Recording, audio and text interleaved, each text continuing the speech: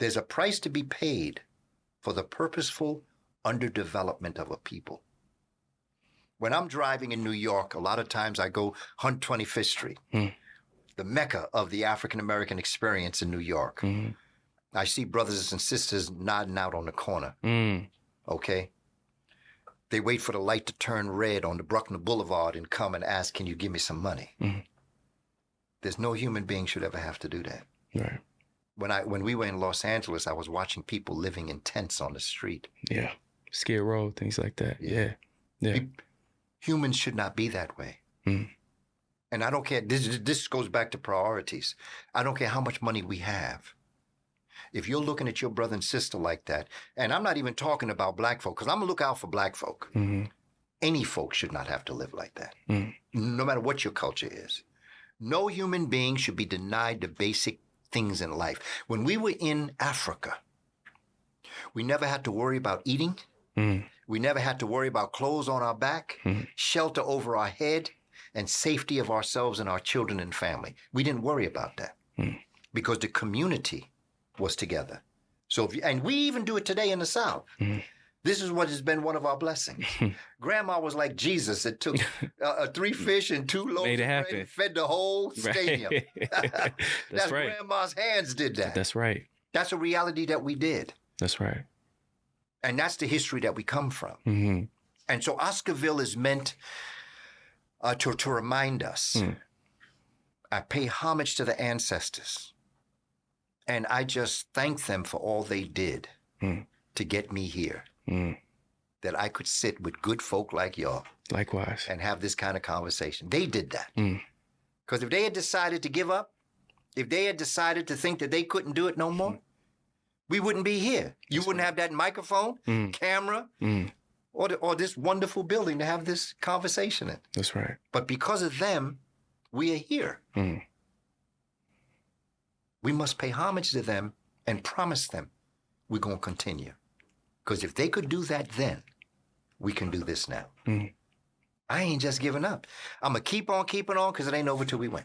That's right. That's about, and after we win, see, people say, well, what you going to do after you win? What else is there? Well, my winning is just getting back to where we were before we were so rudely interrupted by these Indo-Europeans. Now we begin the life. Now we begin on the same journey our ancestors were on in the perfection of the human being, because we are now transforming ourselves from Homo sapiens sapiens to Super Sapiens. That's right. And if you don't believe me, check out Dragon Ball Z. They stole our story. Super Saiyan. Super Saiyan. That's what they're talking about. Wow. They're talking about those pyramid builders, and they're talking about the temple builders. They're talking about those Africans that had raised themselves up out of the Homo sapiens sapiens stage onto a level of what we call intuitive instinct, which is cosmic consciousness.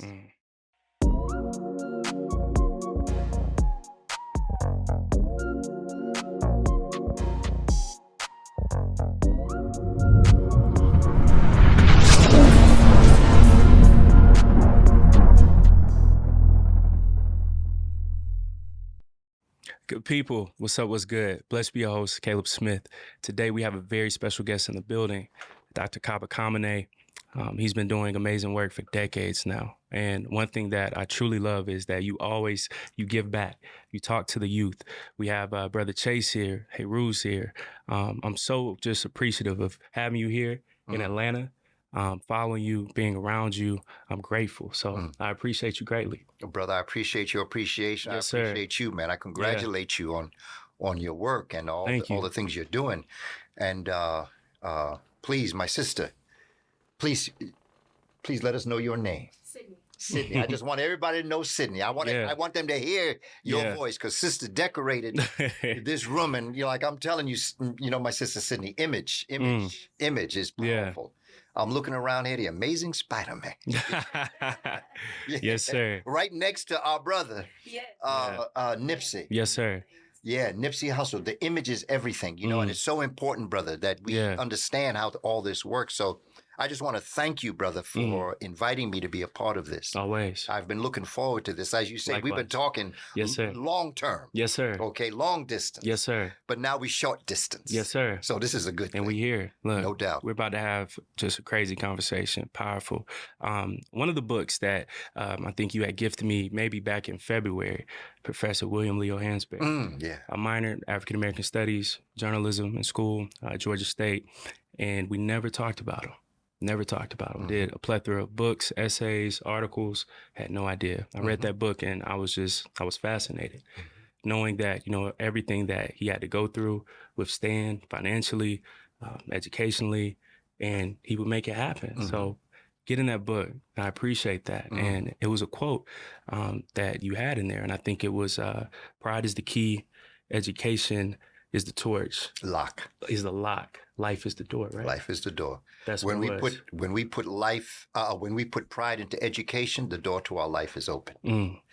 When I was a kindergarten teacher, first grade teacher, one of the first things that children do when they come into the class, when you bring them into the class, everybody knows you put your coat away and you sit down, you put all of the work together. So they have a regimen, so to speak. And you also have on the board, you have a special word for the day. And I used to always have a quote that I would have them write in my kindergarten class in first grade. And that's what it was. That's it. Pride is the key. Education is the lock. Life is the door. That's it. When you put pride into education, the door to your life is opened. And what's interesting about the books that I've written, I put a phrase on each one of my books so that if you collect all my books, you'll have the whole phrase. Come on. William Leo Hansberry, my first book, you'll see I say pride is the key. Spirituality before religions, I say education is the lock. Wow. Shabaka Stone is life is the door. And the other books that I'm producing, I'm working on one now. Shabaka Stone for Children is another book, but I don't have a quote in there. I have Shabaka Stone Family Edition. I don't have any quote in there. But now I have two other books that I'm working on. The next book I'm working on right now is on melanin. And it's called Carbon Before Melanin. Wow. Because I met Dr. Sabi in 1988. And he one time came to one of my presentations, and I was doing it on melanin. Brother came in, stayed the whole time, but after it was over, he left. I stayed talking to the folk and shaking hands and just talking, answering questions. When I went back to the Herbal Institute in Brooklyn, Dr. Sabi said, Booker T, you're always talking about melanin. You got to talk about carbon, because it was carbon before melanin. That's the subtitle of my book. Wow. Wow. In fact, that's the title of my book, Carbon Before Melanin. My subtitle is Gods on Earth. And that has a double meaning. God's on earth as a possessive. I'm saying that God is on earth. The other one is God's on earth, which is plural, which is us. God's on earth. But the thing about that quote is that everything I do reminds me of my early career with children. Because I tell you, my greatest teachers were the children. If you want to know about yourself, hang around 4 and 5-year-olds. They'll let you know. They're more honest. They're pure. They'll tell you the truth. And so that quote is, pride is the key. Education is the lock. Life is the door. When you put pride into education, the door to your life is opened. Come on. That's it. Yesterday, I had a great time with you. Lake Lanier, Oscarville. Yeah. Being around you, right? You said something that was heavy, right? About elders. Look in the mirror. Why is that just like so important? Because during this time, everybody's blaming the elders blaming the young people. How can we just hold ourselves accountable? Look in the mirror during these times. That's it. All of us look in the mirror and realize that you're looking at the Creator having a human experience. And we have to understand nothing is wrong with foundational Black Americans. Something happened to foundational Black Americans. Right. And as you understand that, that's not an excuse, but there is a reason. Okay? When you have been brought to a country, stolen, beaten, tortured, and brought to another world, when you have your history taken from you, you have your language taken from you, you have your values, interests, and principles taken from you, that natural entity is going to act very unnatural. That's natural. Right. It would be unnatural for a natural being to act natural in an unnatural environment. And so the way we see us conducting ourselves, no matter where it is in the spectrum of appropriateness to not appropriateness, I'm not surprised. In fact, I'm surprised that we're surprised. The crabs in the basket, they always tell that story. Yeah. About when you have crabs in the basket, Yes, sir. and, one tries to get out and somebody pulls them back down. That's okay. right. They say that's what we are like. But what I tell us is let's take that basket of crabs and return them back to their natural environment. Put them back in the water. Crabs help themselves. Crabs sit on top of each other and eat from the top. Wow. When that crab has dined sufficient, come down, lift the group up, the next one eats. Comes down, pushes, the third one eats. In our natural environment, crabs act natural and help each other. But when you take those crabs and put them in a basket and put them on dry land, they're going to act unnatural. That's right. What they've done is taken us from our natural environment. And so it is natural for us to act like this. In fact, I'm surprised that we're able to do such great things, which tells me about what God-like people we are. Come on. Because we still can act natural in an unnatural environment. Sometimes we go buck wild crazy, but we still exist. We still can smile. We still can laugh. There are people that got everything and they can't do what we do. They can't celebrate life. And no matter what we've been through, we still celebrate life. Yes, sir. Man, I bless us for that. You got to be godlike to be able to do things like that. And that's what we're doing, brother. I love that. I love that. Own your greatness. Know your greatness. Know where you come from. Don't let anybody make you feel anything less, no matter what. But first, you have to look in the mirror and forgive yourself. That's right. For your transgressions. I got history, my brother Caleb. Okay, we all have history. I have history. I grew up in a project. I was exposed to everything that people are exposed to in a project. So I got history. I wasn't born like this. I became like this through the process. What our ancestors call kepra, the process of becoming. Yes, sir. Represented by the dung beetle. Yep. Okay, the dung beetle who lives on dung, okay, and lays her eggs in dung. And she rolls that dung in sunlight along the waters of Hapi, or the Nile River. Yes, sir. And as the eggs become mature, the baby dung beetles eat through the dung till the light of day. Wow. Okay, and that was a metaphor for us. Because how many times you hear us say, "Oh man, don't make me eat that shit." Wow. They're always making me eat shit. But that's the process of becoming. Because Dr. King said, we in Atlanta, praise to the elder Dr. Martin Luther King ancestor. Yes, sir. I've heard him say that your character is built during times of conflict and conflict and controversy, not during times of comfort and convenience. And so if we as a people, as our ancestors did, bless the winds that brought the conflict to us, we'd understand that every time we have to go through shit, we're building our character. That's right. And that way you're looking at the problems or the challenges of life differently. You're finding a way to overcome them as opposed to cursing them for coming your way. Why me? Well, why not you? You bold enough to handle it. That's right. And to whom much is given, much is expected. Yes, sir. That's us, brother. Amen. Own it. Yes, sir. Yes, sir.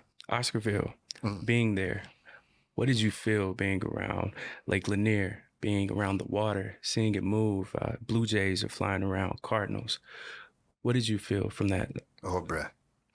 I remember when we were filming Brother Amadeus Christ. Yes, sir. The brother that's brought us out of darkness, and heavy as the crown. Right. Haruna set, filming. And we started setting up. They were showing me where to stand because of the sunlight, was coming through. The sun was coming across. And everything was good, and we started filming. I've got this up on my Instagram page. All of a sudden, and see what I did is I dipped the water, I dipped my bottle.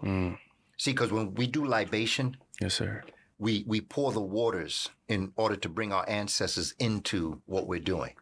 It is an African tradition. Well, a lot of brothers, they be getting that wine, they go out there and then they drop a little bit for the homies. Yeah. Okay. That's libation. That's an African tradition for the ones that are not here. Wow. Okay. Thanking them for what they went through. Here we are. We're going to drink for you, but we're going to give you a little taste while we're at it. Okay? Yes, sir. Well, libation is the same thing, but it's on a level of the ancestors coming forward. Because it is believed that if you set out on a venture or an activity and you don't include your ancestors, you're acting alone. So the idea of calling forward your ancestors, that's why the book on Professor William Leo Hansberry, I titled it An Intellectual Libation for the Architect of America's African Studies Program. Yes, sir. It's before I started my book writing, I paid homage. That's libation. You know, that's a literary libation. Yes, sir. What we did yesterday in terms of Oscarville and Lake Lanier, paying respect to the brothers and sisters, William Anderson, who was putting together a phenomenal motion picture called Lake Lanier, Right. talking about what we talked about yesterday. Yes, sir. I'm from the Bronx, brother. We don't have cardinals in the Bronx. Wow. Okay? Wow. We have water, but in the Bronx, I don't know of any real lakes, so to speak. We have water. We have things we call lakes. I understand. But it's not like where we were. Come on. Okay? Yes, sir. And so we set up, we started doing our thing. And then as I was doing the libation, because the entire presentation I'm doing in Lake Lanier is a libation. And so I thought it would be interesting if I should take the waters of Lake Lanier where our ancestors were drowned. If I took those waters, I wanted to bring them back on the land to protect us, to guide us. So it was a metaphor for bringing our ancestors back onto the land. Okay, they drowned them, but now we're going to bring you back onto the land. That's right. And so I started to do libation. And then all of a sudden, the waters, like it was almost like waves of water were coming and crashing against where we were. Wow. And there was nothing that we saw that would have made that happen. That's right. Now, I don't want to take nobody to the Twilight Zone. And I'm not trying to go in that direction. Right. But it was very interesting. And if you go to my IG page, you'll see what I'm talking about. When we started, those waves were not coming. Yeah. Then they started coming. And it lasted for, I would say, maybe a minute, minute and a half, and then no more. It was almost like they were welcoming us. And, when I told people what we were going to do back, in New York, there was some that really were very excited about what's happening, but there was some that say, man, aren't you afraid? Because, of the story of Lake Lanier, that you have hundreds of people over the years who have drowned or never returned. Yes, sir. There have been stories of women in canoes that people have seen, and Lake Lanier, the movie, going to talk about that. Right. That's the movie that's going to show this kind of thing. Right. But actually, what the production company is doing, the team that's bringing this movie together, and what was interesting is yesterday was the first day of spring. Yes, it was. It was. What was interesting is that also was the last day they were filming that movie. What's interesting is they had no idea I was coming here. I had no idea that they'd be filming there. So we got some chance to talk to the brother that is producing this film and who is the writer of the film. Wow. There were so many stars that crossed yesterday. Yes. And then to see that water rippling through, coming through on waves, it was like clapping, thanking us for bringing them back. Yeah. And that was the purpose. I want our people to understand our ancestors and who our ancestors are, and that we are our ancestors. That's right. And what happened to our brothers and sisters, our family in Oscarville. Ma'at is a principle in Kush Kemet. Some people call it Egypt. I call it Kush Kemet. Ma'at. Ma'at is represented by an ostrich feather. And the ostrich is the largest bird on the planet, and it's the only bird that can't fly. Okay? It's the fastest bird on the planet, and some people say the fastest entity on the planet. Some people say, well, what about the penguin? Well, at one time, penguins could fly. Ostrich is the only bird that can't fly, yet it's a bird. Ma'at is represented by the feather of the ostrich. And it has basic characteristics and principles: truth, justice, morality, balance, harmony, order, arrangement. But my favorite characteristic is reciprocity. Yeah. Okay? Reciprocity would hold everybody accountable and would make us all think as to how we're acting, how we treat each other. It says, you shall reap what you sow. One of the principles of the cosmic universe is that you shall reap what you sow. That's what Dr. King meant when he said that the arc of the moral universe is long, but it bends towards justice, which is one of the characteristics of Ma'at. Yes, sir. You shall reap what you sow. And I often wonder, us as a human family, not just black folk, but as a human family, if we were to think about who we are as a people and what it is that we're doing, would we conduct ourselves the way we're conducting ourselves? And if you knew that your actions would bring forward sevenfold what you're doing, if you knew that if you mistreated somebody, they would come back on you sevenfold, the question is, would you be willing to do that to somebody? Just like if you knew that if you did something good for somebody, it would come back to you sevenfold. Would you do that? That's right. The Indo-European has conducted themselves in a very evil way on this planet. There's a lot of ways that we could say that. Right? Yeah. But let's keep it so that we can keep the emotion out and the analysis in. Because Dr. Leonard Jeffries, great scholar, always say, get the paralysis out the analysis. Okay? You shall reap what you sow. That's right. And what they did to the brothers and sisters of Oscarville, who right after the right after what we would call the Emancipation 1865, went into the Reconstruction period where black folk were really getting themselves together. They built this thriving community. Before the beginning began, African folk in that area of what we call Georgia, they built banks and businesses. They built a civilization amongst themselves.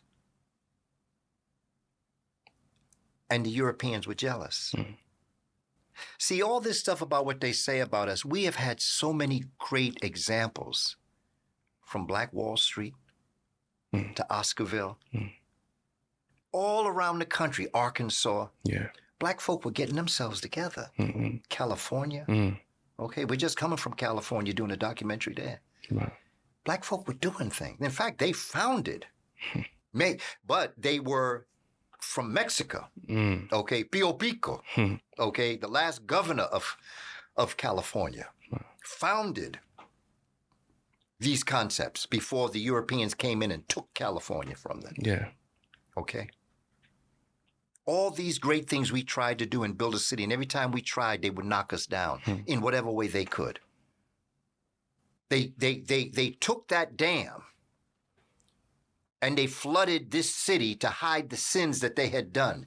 And there are over 20 cemeteries under that water. There are banks, there are businesses, and there are people. And they stole that land from black folk. And they built a dam, and then they also, in the surrounding area, they stole it, and they started to do their business. You shall reap what you sow. Yes, sir. And that's that movie, Lanier. When I was attracted to it, Haruna said, yo, Dad, did you check this out? and when I looked at it, I said, wow, this is some powerful stuff. Yes, sir. Because I knew the stories. I knew Black Wall Street, but I had never seen a visual story about something like this, a horror film. To us, it's a liberation film. But when some people see it, they're going to get headache. That's right. Because they're going to know, you shall reap what you sow. And what I tell people, we're going to get reparations. We're going to get it. The question is not if, the question is when. And the longer you take to pay that reparations, the higher the price is going to be. It may not be you. It may not be your children or your grandchildren. It may be your great-great-grandchildren.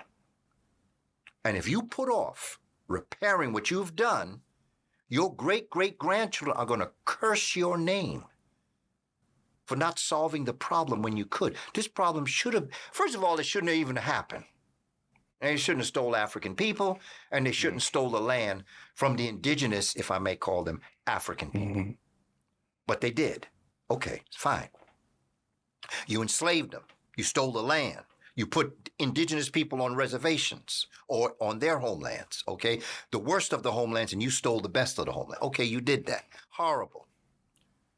But you had, I'm speaking of Indo-Europeans now, particularly Europeans, you had many times in history where you could have corrected your error. First of all, 1865. You could have given the brother 40 acres and a mule. That's right. But you didn't do it. Another mistake.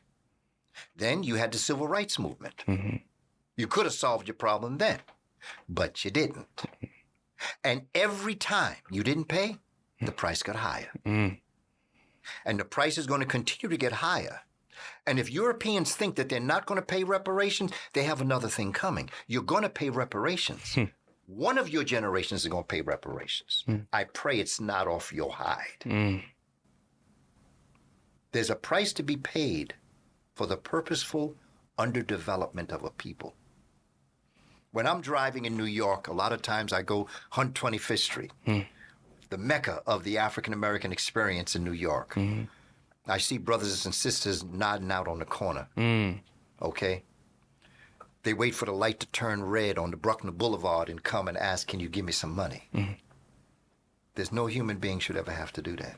Right. When we were in Los Angeles, I was watching people living in tents on the street. Yeah. Skid Row, things like that. Yeah. Humans should not be that way. And I don't care, this goes back to priorities. I don't care how much money we have. If you're looking at your brother and sister like that, and I'm not even talking about black folk, because I'm going to look out for black folk. Any folk should not have to live like that, no matter what your culture is. No human being should be denied the basic things in life. When we were in Africa, we never had to worry about eating. We never had to worry about clothes on our back, shelter over our head, and safety of ourselves and our children and family. We didn't worry about that because the community was together. So, and we even do it today in the South. This is what has been one of our blessings. Grandma was like Jesus. It took 3 fish and 2 loaves of bread and fed the whole stadium. That's right. Grandma's hands did that. That's right. That's a reality that we did. That's right. And that's the history that we come from.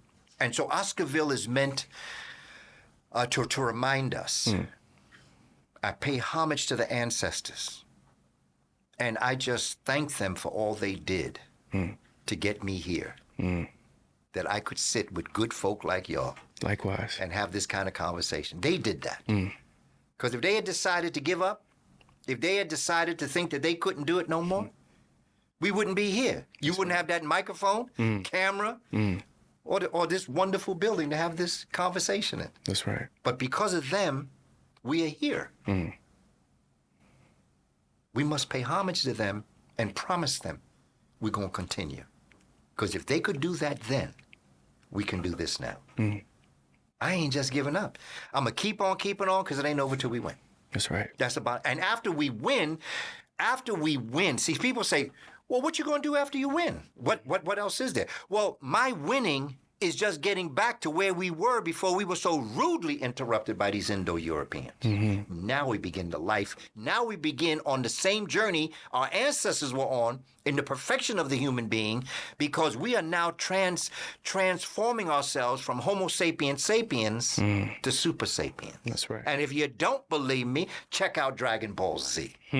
They stole our story. Super Saiyan. Super Saiyan. That's what they're talking about. Wow. They're talking about those pyramid builders, and they're talking about the temple builders. They're talking about those Africans that had raised themselves up out of the Homo sapiens sapiens stage onto a level of what we call intuitive instinct, which is cosmic consciousness, which is one of the higher forms of being a masterpiece on the planet. Yes, sir. They came and they rudely interrupted us when we were on that journey.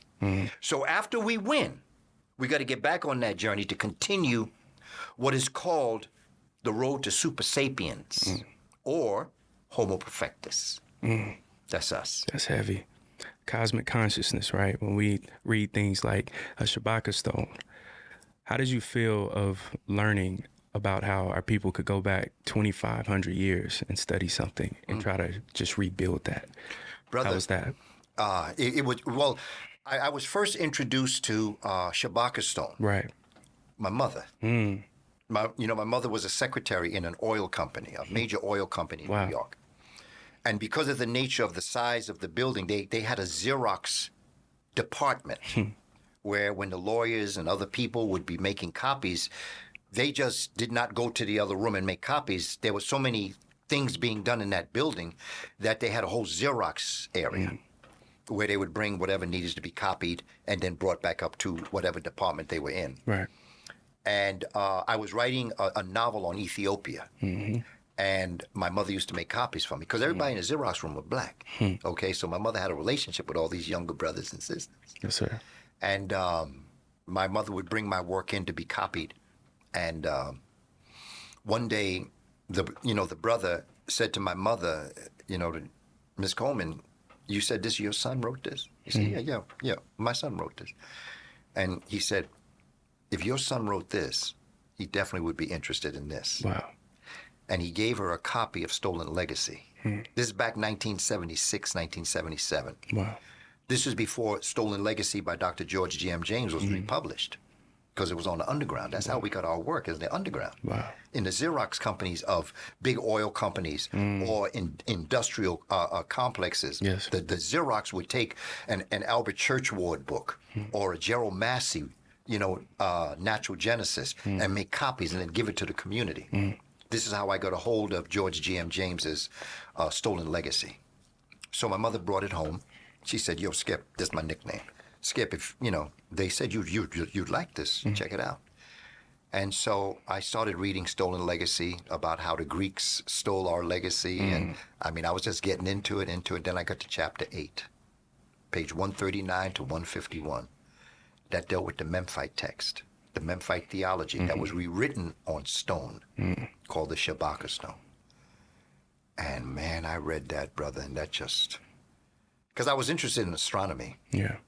But when I read that, man, that just blew my mind. I said, I'm going to write a book one day about this, because folk got to understand because George G.M. James is deep. He was a philosopher. He was a linguist. He's deep. You got to read Stolen Legacy a couple times.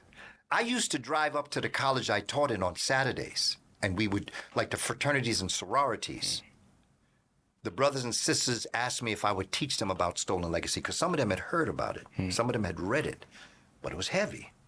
Okay. And so I would come up and I would do a chapter a week on Stolen Legacy for those that wanted to learn it, because it's a heavy book. Right. And I said, wow, but you know something? This has to be broken down for the community to understand. Right. And so I promised myself back in 1977, I was going to write a book. But there was a lot more I had to learn. And so as I began to understand this, I started reading great scientific scholars. I started to read a lot of the astrophysicists of today. Wow. Much respect to Dr. Neil deGrasse Tyson. Yeah. And to Carl Sagan, Stephen Hawkins. I can go through all of the peoples of European descent. Later on, I would read Stefan Alexander, who's a brother, read the work of other scholars. And I began to see that there was a comparative analysis between Shabaka Stone and today's astrophysics. Yeah. And I also began to realize that the Shabaka Stone could answer questions that today's astrophysicists could not. And so I said it was about time. But before I did that, I said I have to write another book to get them ready for this, because folk not going to be ready for Shabaka Stone. So then I wrote Spirituality Before Religion. Right. Because that's what lays the groundwork for a fundamental understanding of the greatness of our African ancestors who were so deep. And Shabaka Stone is a stone that was written somewhere around 710 years before the Common Era, before the Christian era, if you want to say it like that. But Shabaka says in the first two lines that's horizontal, that he came upon this worm-eaten document, but that it was so important to pay homage to his ancestors that he had his scientists rewrite it, but this time in stone, so that it would never be destroyed, like the original document. Many say that it was written on leather. Now, I'm going to stick a pin in this story and take you back, because as I was writing my books, particularly Shabaka Stone for Children, which is visual, you see, it's not like the script of Shabaka Stone that would be more for adults.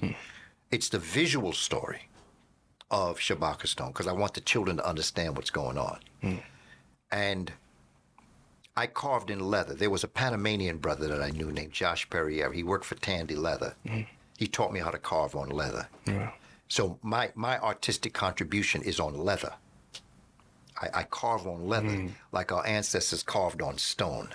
So I said, isn't it interesting if I should realize that if it was carved on leather and it was worm-eaten and Shabaka rewrote it on stone, I'm going to take Shabaka Stone and I'm going to carve it on leather. So it's full cycle. That's right. Okay, we'll go around, come around. That's right. And so just as Shabaka honored his ancestors, I am honoring Shabaka, who is honoring the ancestors. That's right. Now check this out.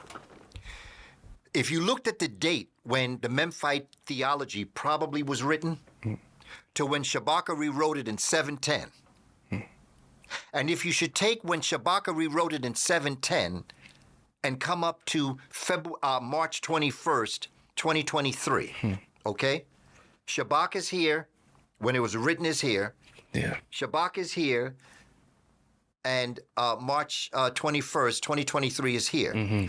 More time elapsed. Further back, yeah. Between when it was written and Shabaka rewrote it than when Shabaka rewrote it and today. That's how ancient the ancestors were. The ancestors were more ancient to Shabaka than Shabaka is to us. Wow. That's how deep this is. This genius of cosmic realities. And when you follow the story, in fact, there's a brilliant brother from the Ngala people, Nigeria. His name is Dr. Gabriel Oyibo, who was nominated for the Nobel Prize in Math. Wow. He and I are friends. He came upon my work, but we didn't come upon the work this way. I had a friend that was at a dinner party where Gabriel Oyibo was.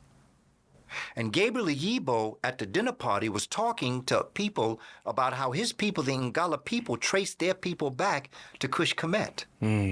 That Nigeria, Orishas, the concept of the very culture of his people, Ngala, are related to the Gala people of the Nile Valley, or the Happy Valley. So my friend came to me, my good brother, Winston Collymore. He came to me and said, yo, you wouldn't believe who I met at this party. There's a brother, all this talk you doing about the connections between West and East Africa, this brother's from the Ngala people, he's tracing back and talking about this. I said, well, what is his name? And he said, Dr. Gabriel Oyibo. And I was doing a workshop series in the district where I was in the Bronx. And so I invited Dr. Oyibo to come and do a 2-part series on the relationship between West Africa and East Africa. There was a sister in the audience who was from Nigeria. She attended this presentation. And as Dr. Oyibo was talking about this, she started singing a song in Yoruba that talked about coming from the great waters of the East. She started singing as he was talking. Wow. And he looked at her, and he started singing it. It was familiar, yeah. So that they grew up with stories about where they came from. And that is what confirmed for me what this was. Phenomenal. However, Dr. Oyibo had written a book.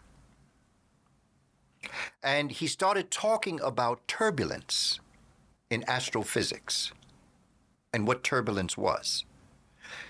And I had been doing the groundwork for Shabaka Stone and all of that. There is a characteristic in Shabaka Stone that represents something in astrophysics, and it means that when some turbulence You know, when you're there, it means you hit an air pocket. There's a wave. There's a direct ray that comes down from the sun to the earth. However, it's interrupted every so often. There are light, heat, and sound particles that come down straight from the sun to the earth. However, it's interrupted by turbulence, and so it curves, and so it becomes a wave. Okay. And he began talking on a physics level. Right. He had moved away from the West-East African connection, started talking about his book. And I was filming him. And then all of a sudden I had to move away from the camera, check this brother out, become a student in the room, because I was saying, wait a minute, that's a Shabaka Stone. But he's talking about Shabaka Stone. Wow. And afterwards, and now, mind you, I didn't know anything about Dr. Yibo as it relates to this. I just knew that he talked about West and East African connections. I brought him up to do this. But this brother started dropping his knowledge on astrophysics, where he has created mathematical formulas. And then I say to him, you know, when you were talking about that, there's a stone in Africa that's called Shabaka Stone. And I tell him, you know, I'm doing work on the grand unified theory, which is the last theory that Albert Einstein was working on, where he was trying to unite the outer world with the inner world, okay? The sun, okay? And planets revolve around the sun. That's the outer world. And then when you get into the inner world, quantum physics, on the inside of your body, you have an atom. You have a nucleus, a proton, and a neutron, and then you have an electron that circles around that. And what the astrophysicists were saying back in the day, through Albert Einstein, when he wrote the general and special law of relativity that deals with the outer world, and then you have Max Planck in 1800s, who had written the concept of the inner world, or what we call quantum mechanics. Now Albert Einstein and other physicists were trying to say, well, if there is a law, formulas that deal with the rotation of planets around the sun, and there are formulas that deal with the electron rotating around the nucleus of a cell, is there one formula that unites them both, and as above, so below? Right. Okay? I was working on that concept. Okay? And I told Dr. Yibo, I said, you know, that sounds like Shabaka Stone. And you know, doctor, I've been working on this concept of the grand unified theory. He said, hold on. That's my next book. Wow. I'm writing a book on Gagut. G-A-G-U-T, God Almighty Grand Unified Theory. In fact, he called it a theorem because he said he could prove it. So,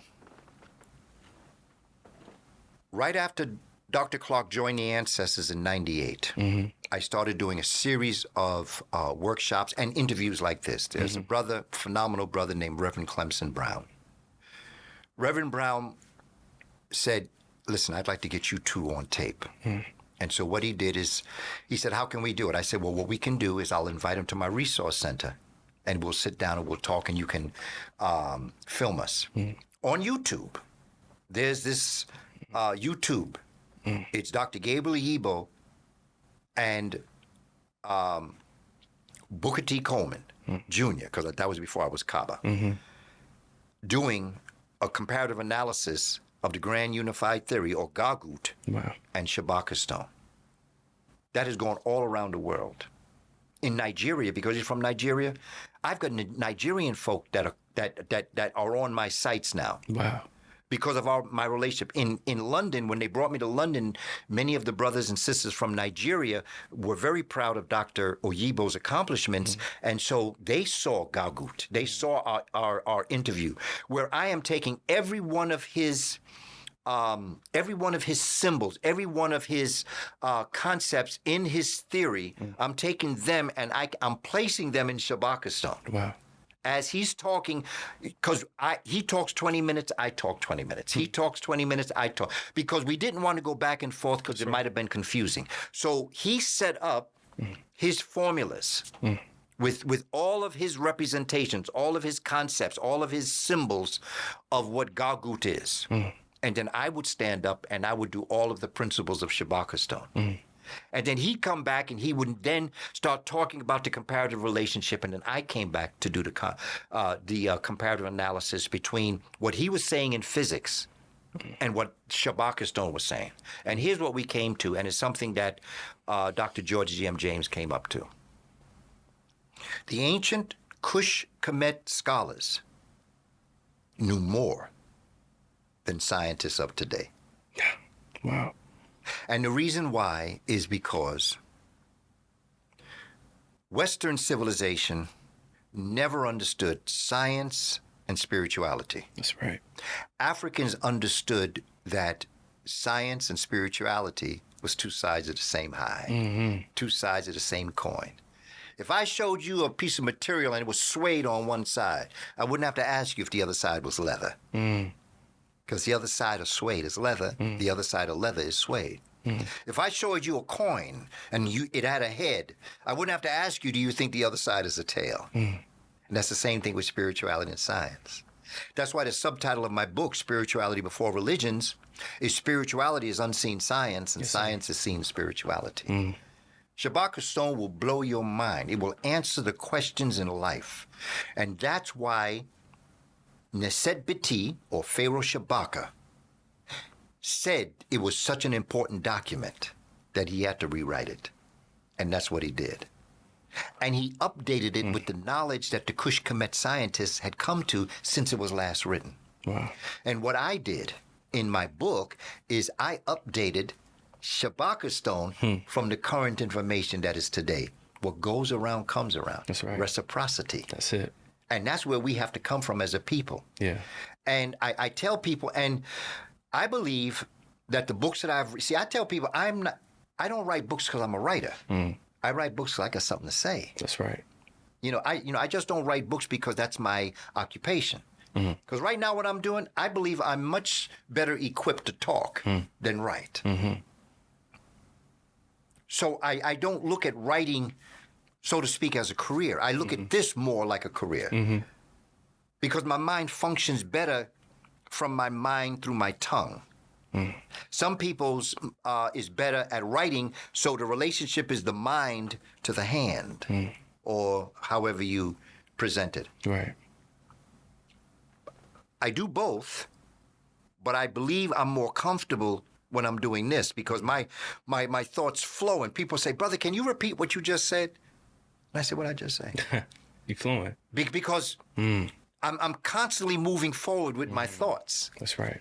So it's hard for me to recall. I said, well, give me an idea of what I said. And then I can go back and maybe rephrase it another way. I'll never say it the same way again. That's right. It's like a jazz improvisation. Yeah. Okay, I never say the same thing. That's right. But what I'm talking to you about, I've said this so many different times, but the way I'm saying it to you now is different from any other time I've ever said it. That's right. Because that's how my mind functions.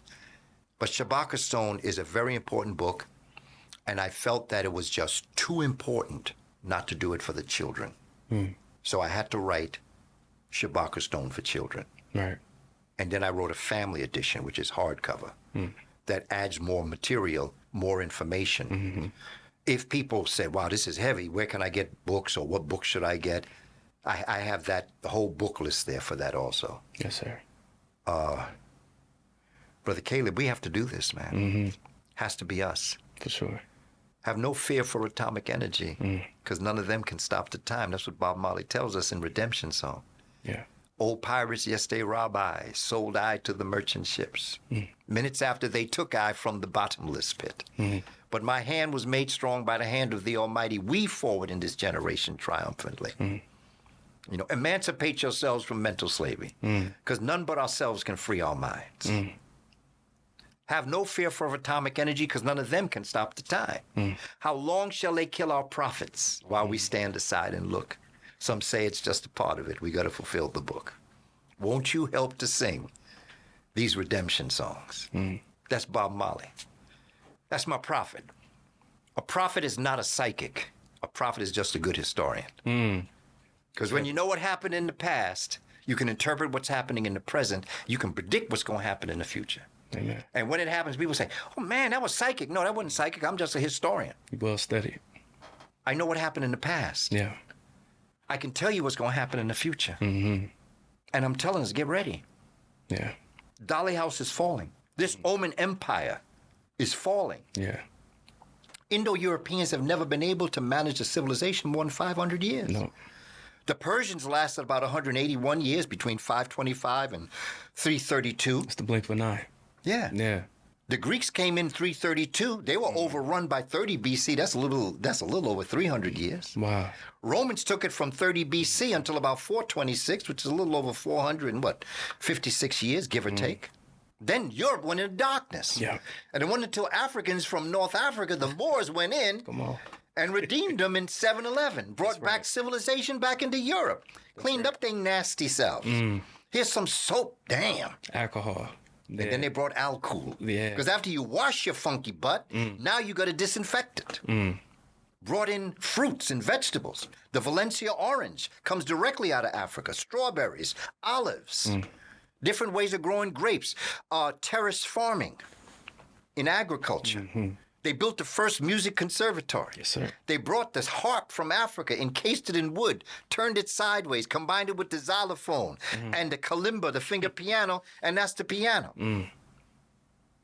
Beethoven came and changed the way music was written, from the Baroque to what we call classic. We built universities, every university in Europe. We built libraries. We brought back civilization. And just like today, just like in Oscarville, they got jealous of what the blacks were doing.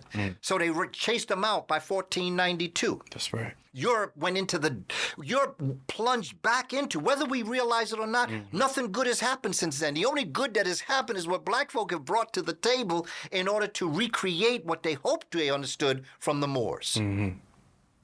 We were the Industrial Revolution. Be it in the Caribbean, Mexico, wherever we go, we're the ones that bring civilization. The only art forms that exist in America was by black folk.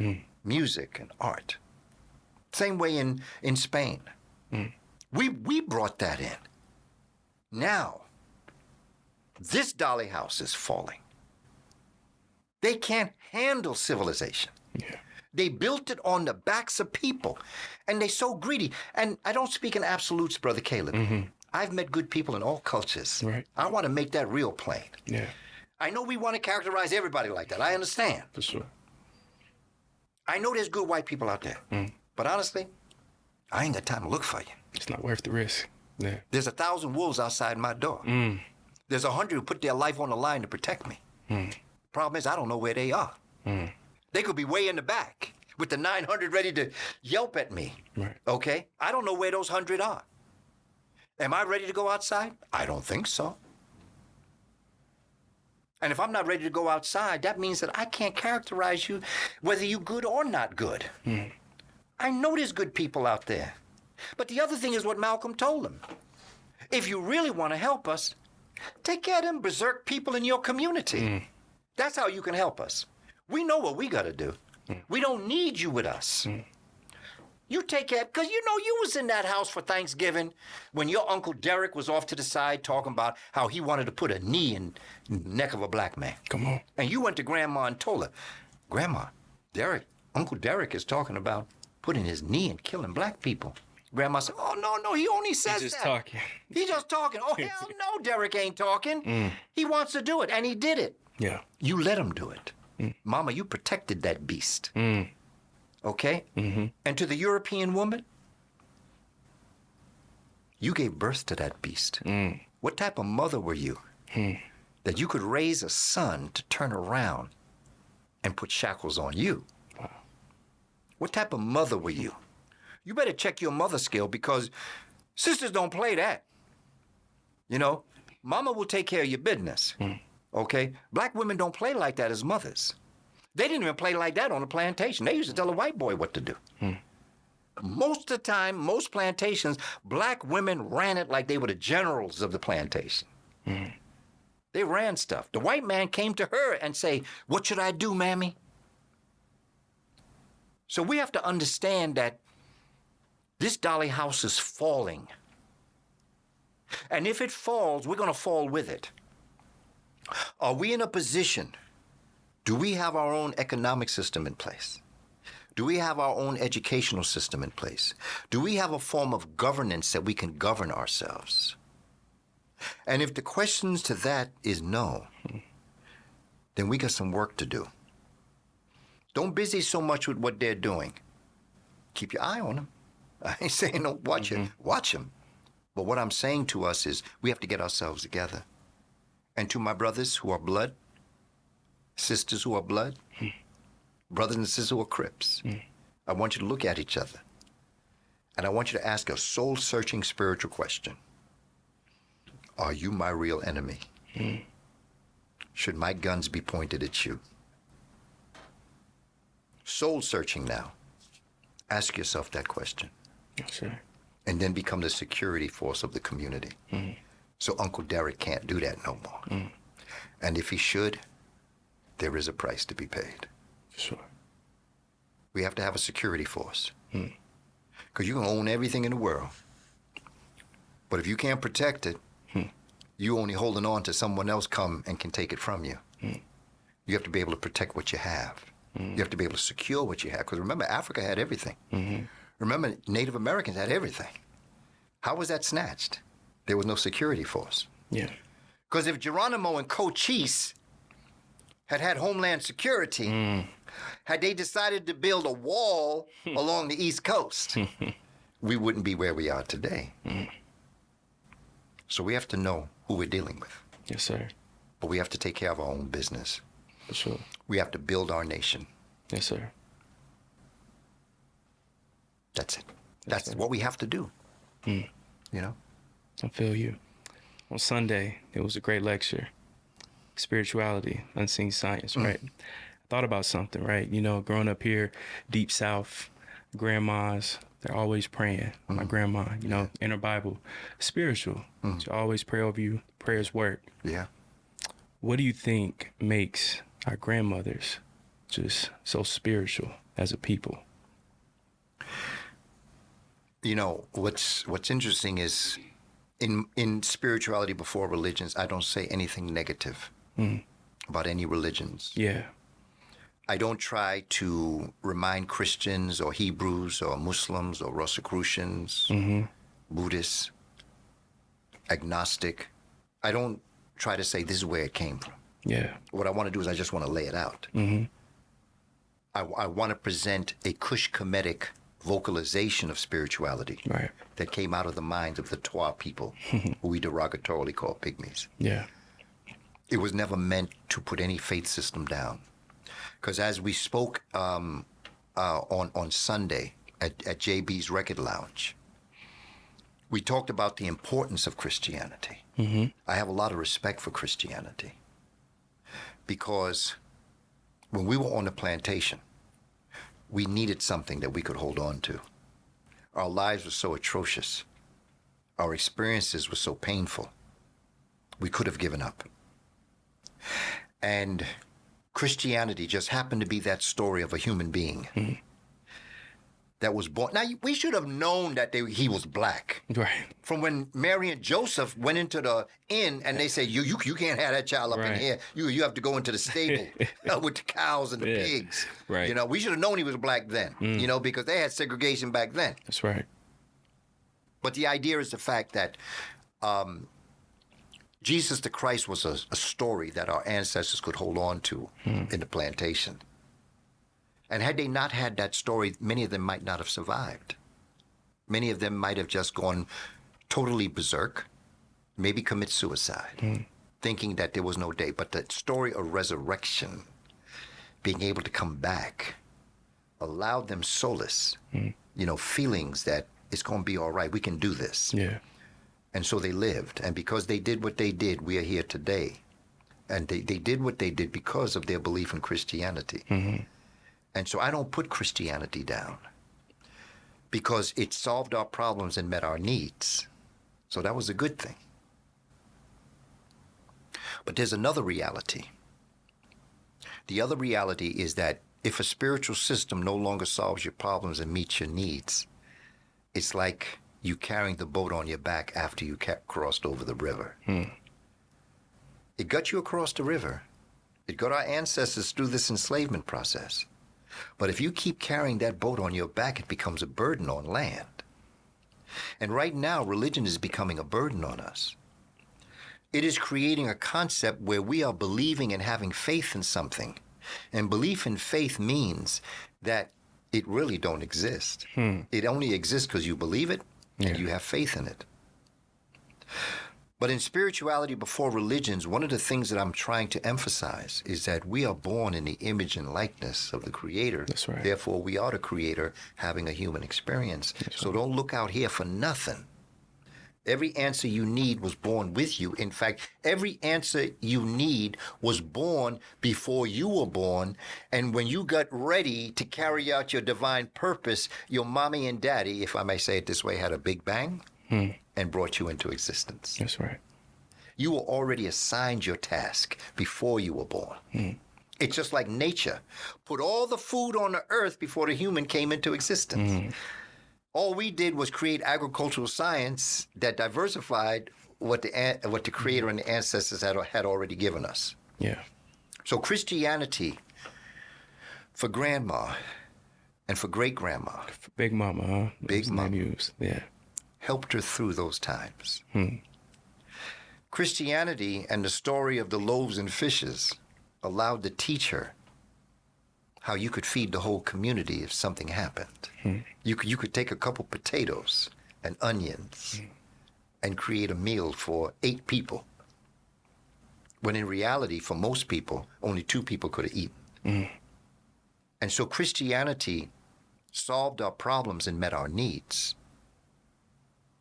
But right now, when that when that pastor is telling a story, and he making that money, and he's telling you that money is the root of all evil. Get it up out your pocket. Take the devil out your pocket and put it into the basket. Get rid of him now. Get rid of him. And then he get gas to put in his legs. When he drives 2 hours away, because he live in another community in a beautiful plantation house, if I may call it that. There's a problem with that. Yeah. And when your grandma had to walk to church and he rode in a Lex, there's a problem with that. When I go into a church and I see an ATM machine, and that ATM machine say, whatever you say, don't put it in here and think you're going to get change. Don't think that you're going to give us 20 and ask for 10 back. Whatever you put, you're going to give the church. When the church has become an ATM machine, you're not following the way of Jesus. Because I studied Jesus. That's right. I know Jesus as a man that sometimes walked the earth with one sandal on because he couldn't afford the second one. I know that Jesus is a man that went out into the desert and fasted for 40 days and 40 nights. And when he would come back, one of his students would have a cool glass of water for him. Jesus would look off to the side and see a child that was parched by the desert. He said, no, give the water to the child. See, if people, with all the, and see, in spirituality before religions, I break down all these concepts and show where it came from Africa, where it came from the African mind. Because isn't that what we do? Yeah. Don't we live the life of Jesus the way we are? Because I tell people of European descent, you know, you're lucky we're not like you. Because if we were like you, we would have killed you 200 years ago. The fact that you're still here is an example. You should thank your God that we're not like you. So don't try to get us to be like you. Because if we like you, you're gone tomorrow. In fact, you ain't sleeping tonight. You'll be gone. That's right. Right now. If we were like you. Yeah. Everybody talking about peace in South Africa, but ain't nobody talking about peace in Iraq or Iran or in Ukraine. Yeah. Ain't nobody talking peace. They're talking about interest, survival. Okay? Yes, Are sir. we talking about survival as black folk? So that when you think about grandma, blessings,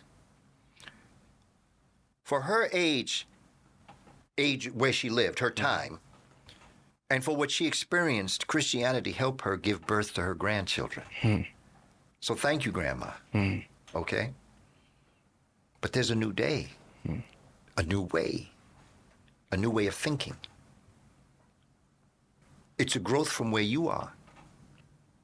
I am because you were, therefore I am. Yes, sir.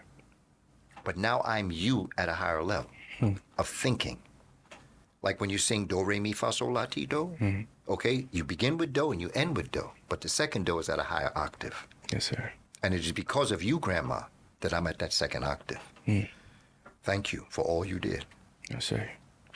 But I can't think like that. Yeah. Different times, different day, different way. So I tell people, because I know sometimes people contact me, family, they think you're crazy. Okay, don't tell me nothing about that African stuff. Okay, don't tell me nothing about no revolution or concepts like that. And they say, what can I do? You know, sometimes it's the parents, sometimes it's friends, sometimes it's wife, girlfriend, husband. What can I do? I say, love them, because they're doing the best they can with what they got. But just as you respect them and let them be who they are, you must demand respect for the way you are and the way you think. And if you can't get with it, then we don't have to talk. When I come over for Misgiving Day, some people call it Thanksgiving. Right. When I come over for Kwanzaa, some people call it Christmas. Okay, I can deal with all that because I celebrate everything. Let's not talk about it. Let's talk about the things that make us united. Let's not talk about these things, because you know where I'm going to go, because I'm not changing. And I'm not going to demand that you change. So if you ain't going to change and I ain't going to change, it's just going to be an argument, and that's going to ruin this family gathering. So let's not just talk about it. That's how I see family. Now, I never had that problem, because when I left the church, when I was 14, my mother didn't have a problem. Wow. She may have had internal problems, but she never expressed it. My father said, boy, do your thing. But my mother was Roman Catholic. My father was African Methodist Episcopal. AME, yeah. You know, AME. Which was the church, by the way, that bought the land that now is Central Park. They moved up to Harlem. And so I respect and honor our people. I understand. And I understand Noble Drew Ali, and I understand the Honorable Elijah Muhammad, who then would take that concept and now become the Nation of Islam. Right. I understand the Hebrew Israelites. I understand the Buddhists and the Rosicrucian. So I'm not asking you not to be a Christian. I don't have a religion for you. And some of our lives, if you took a life, you looked at it as being on stilts, I may view your stilts as very weak. If I come along and I cut your legs, your house is going to fall. What I'm attempting to do is put stronger stilts, let the weaker ones fall away on their own. Right. And so we have to respect each other and love each other and continue this work. And I don't, because we've already been hurt enough. Right. I refuse to be another thing that hurts us. I just refuse to do that. Yeah. And plus, I want to reach out to the people that want this. I got good news and bad news. Good news is Martin Luther King was right. Dr. King was right. We will make it to the promised land. Good news. The bad news is a lot of us ain't going to make it. Right. I'm looking for 3 out of 100. I'm looking for brothers like yourself, Caleb, Sister Sydney. Okay? Brother, please. Aaron. Share your name. Yeah. Aaron. Yes, sir. Brother Aaron. My brother. No doubt about my brother. Yes, sir. Okay? It's just important that we all understand, Brother Chase, that we all need to get this done and together.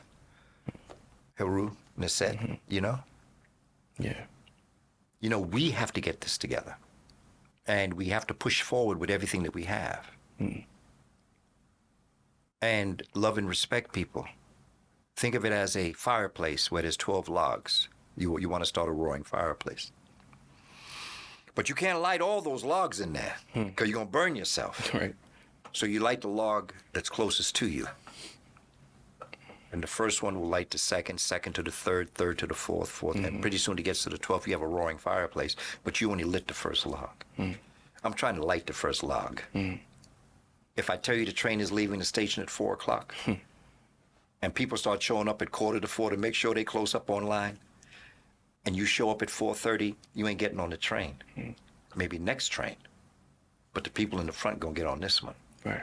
You should have been there on time. So I tell our people, Just like Shabaka spoke about, the importance of this document, rewriting it for all to know, the importance of cosmic consciousness. Here it is. Yeah. Is it for you? Not for you? If it's not, I understand. You're at 4:30. Other folks say, no, this is me. I like this. They're there by 3:45. When the train leaves at 4, you'll be on. Yes, sir.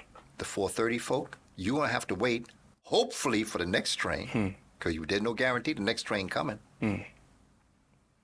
So this is how I see what we as people have to do. This is what I've experienced growing and maturing in my life, developing and understanding what happens and looking at what's going on today. March 21st, 2023, a lot of changes going on. For sure. Today, a lot of things going to happen. In New York, a lot of things going to happen. Florida, a lot of things going to happen. We have to get ready. Yeah. And we have to properly analyze what we're facing as a people and make decisions. Yeah. And get that pimp off your back. Stop letting him ride you. Stop letting her ride you. They're parasites. And a parasite has no reason to live. A parasite is the one entity in the cosmic reality that has no reason to live. Its purpose, called a free radical in science. The very dangerous particles from light, heat, energy that come down to Earth, the free radicals is what causes cancer. It's what causes problems in the human being. It's what dries up the Earth so you can't grow food. It contaminates the Earth. That's the free radical. Its only purpose is to attach itself to the living. Its purpose is not to live. Its purpose is to live off the living. It is a vampire. It's funny, Dr. Khalid Muhammad, I consider him a friend of mine. Dr. Khalid used to say to me, brother, I don't talk like you. And I say, brother Khalid, I don't talk like you. It's mutual. But I believe that the world needs to hear what an angry black man sounds like. And I like your style. I like what I hear. But I'm working with children. And so we understood each other. We understood that we both were going in the same direction. We was just taking different modes of transportation. And the concept that I'm looking at is the parasite. He came out years ago and was talking about the bloodsucker. Okay, everybody got very offended and started some stuff back in the 80s. So I did research on a bloodsucker. Came to find out it was a parasite. Got a book called Parasite Rex by Carl Zimmer. Carl with a C. He talked about the origins and development of a parasite. And in his introduction, he says, many of you, as you read this, will be able to make parallels to many different activities on Earth, meaning human beings that are parasites, that have no reason to live. I've got about 5 different people claiming to be Kaba Kamene on Instagram. Wow. Okay? Everybody trying to draw stuff. Right. Okay? Some of them have an address that sounds like my name, but they might have a dot or a number. Underscore. Underscore. There we go. Okay? Yeah. Parasites. They have no life. They live off the living. We have humans that are like that. And if the money that you make, that little bit of money that you may make, Grandma, be you a baker, or you take care of children, whatever it is that you do, it should not go into the pocket of somebody that's got that big house. Yeah. That should go into what you need to do as a person. There is no middleman between you and the Creator, because you are the Creator having a human experience. Yeah. And we just have to understand that. Flip Wilson years ago, Flip Wilson, comedian, just before Richard Pryor. In fact, I've seen a one piece where Richard Pryor is on the Flip Wilson show. Wow. And Flip Wilson had a scene. He used to play Reverend Leroy. And there's a scene where he's playing Reverend Leroy and he's talking to the devil. Okay, and he's telling the devil, I'm going to get rid of you. You ain't no good. You taking advantage of people. Every time I talk about the devil, I'm trying to get you out of here. I'm trying to eradicate you, get you off the scene so that the people will live in the glory of God. And the devil looks at him and says, man, shut up, fool. If it wasn't for me, you wouldn't have a job. Wow. I'm young watching this. Wow. And I said, wow, listen to what he's saying. There's people that have an occupation around creating an illusion of an evil person making money on you. And they're getting paid for an illusion. I'm not saying everybody's like that. Because I know some churches that have buildings. I know churches that feed their congregation, right, educate the children. So Brother Caleb and family, I just want you to know I don't speak in absolutes. Only Sith Lord speak in absolute. I know there's good people out there doing good things for the people. I'm not talking about them. I'm talking about the pimpastas. The ones that will take advantage of you, tell you those things that when we were on the plantation we needed to hear. But even Nat Turner, in preaching to the people, looking back at the European enslaver, said there's something wrong with this book. Something wrong with this. Because what I'm saying to them ain't how they acting. You know what Nat Turner did, right? That's right. Enough said. Mic drop on that. Yes, sir. Lupe Fiasco, Chicago rapper. It was a line he had on his album Lasers. I think this was like 2012. Science, it tells you how, but it doesn't tell you why. How do we merge spirituality with science? Bottom line is to understand it's two sides of the same thing. Understand that one could not exist without the other. One brought the other into existence, and that brought the other into existence. Science, electricity and magnetism. Electricity is a male energy, magnetism is a female energy. When electrical currents are ignited, magnetic fields are created. When the magnetic fields are created, it creates electrical currents. Electricity lives for magnetism. Magnetism lives for electricity. Wow. Science is what you see. Spirituality is what you don't see. But when you're looking at science, you know that spirituality is the unseen version of what you see. When you see and experience spirituality, you understand that it's the science that you can see. Spirituality is unseen science. Science is seen spirituality. Yes, sir. You just have to know that it exists. You have to be taught it from when you're a child to understand what it is that you're actually experiencing. Yeah. Easier said than done. It's simple, but it's complex. Because if you live in a world where you give to Caesar what is Caesar and God what is God, then it's going to be very difficult to understand that Caesar is God, God is Caesar, and you are both Caesar and God at the same time. It's just what you got to do. Yeah. And when you're brought up in a community that has always told you that, it becomes one. When you grow up in a community that has separated it, you have to go back to your original waters where you were. Because remember the crabs in the basket. Yeah, that's it. Okay? Yeah. We've been taken out of our natural environment. So therefore, what we're looking at is something that is unnatural. But when you go back into your waters, the waters of Nun, the waters from whence you came, the original waters of who you thought and who you be, then you can go back and see that there is no difference between the two. And that one lives for the other lives for the one. It's so difficult to answer the question because it has to be something that you decide. Yeah. You have to decide the fact that you are the creator having a human experience. I smiled at God this morning when I watched him brush his teeth. I smiled at God when he was washing his face because I was looking at me. That's right. And each and every one of us is the creator having a human experience. But we got some folk that want to say that they're the mediator. So if I remember when in the Roman Catholic Church, they have candles in school. In church. And I remember my mother and I would go to church, and my mother would give me a quarter to light a candle and make a wish. And then I noticed that there was one for $1. That was just a little bit bigger than the one for a quarter. Yeah. And then the $5 candle, okay? And I used to ask my mother, I used to say, because now I'm thinking economics here. And I'm saying, well, Mommy, we're lighting a 25-cent candle. But if somebody light a $5 candle, will their wish be granted before mine? Wow, that's right. Wow.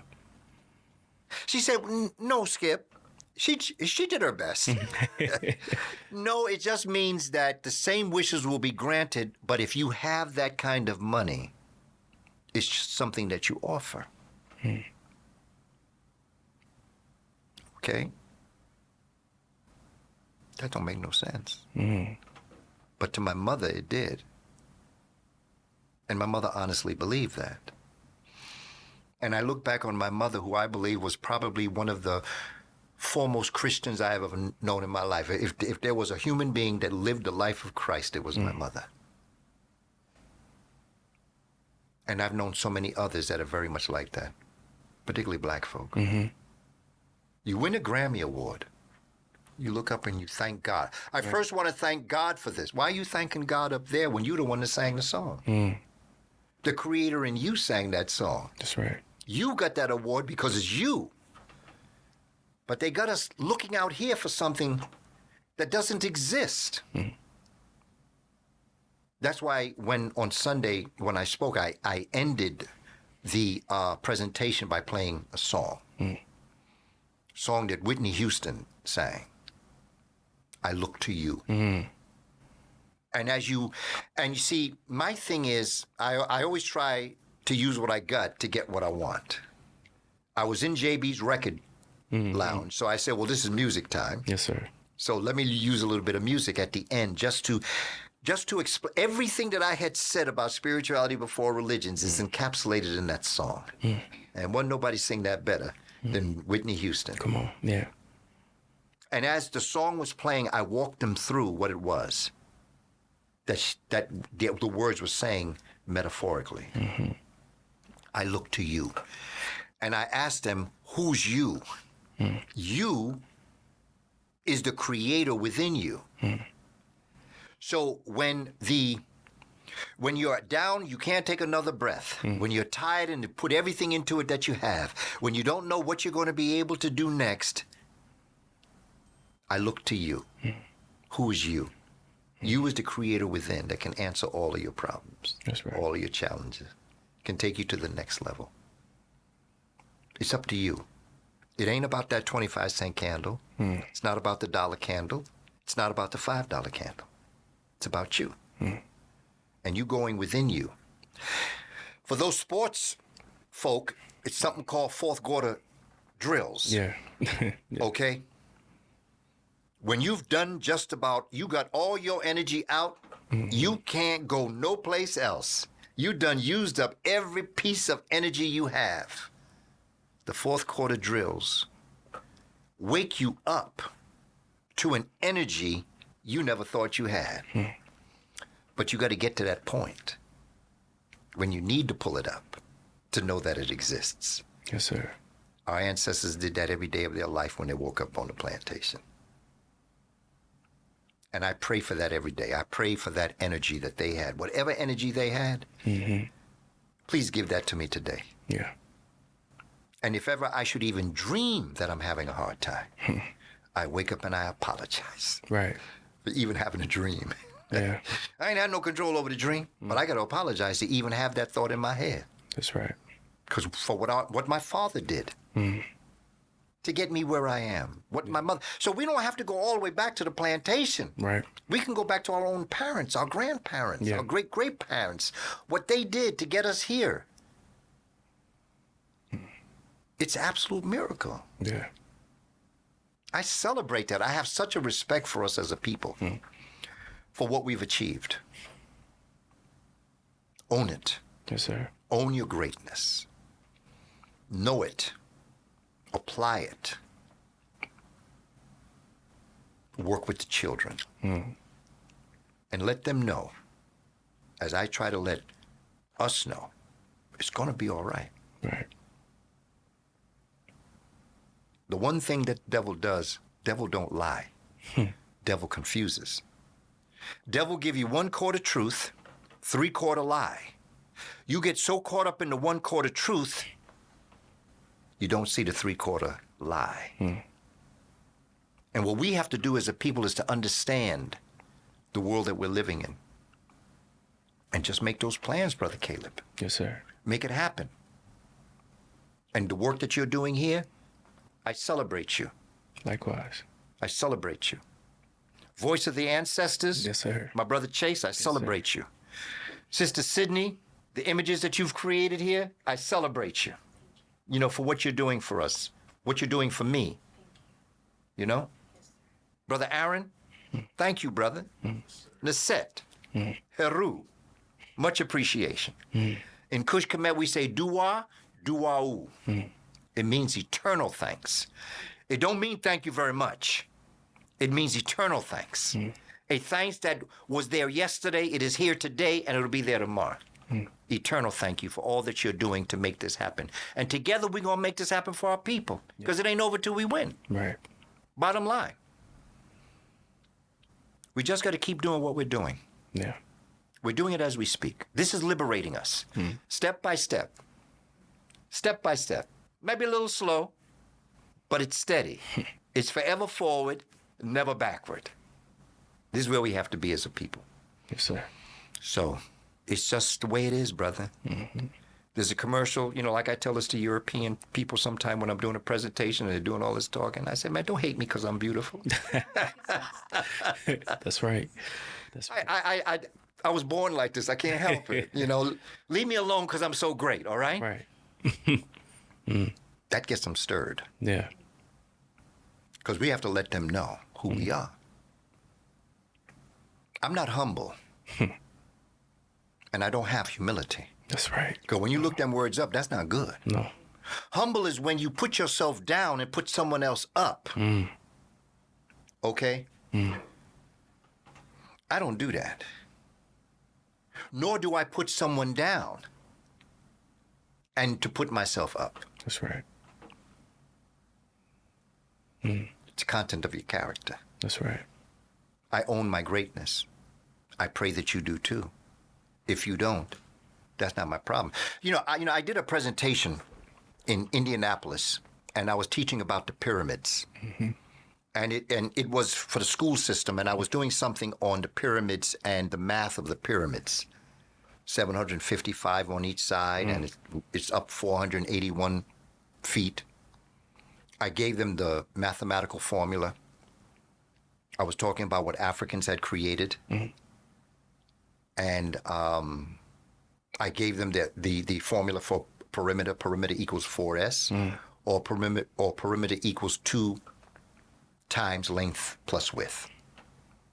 And I said, if you take half the perimeter and divide it by its height, it's equal to 3.14. Wow. It's pi. Okay, it's pi.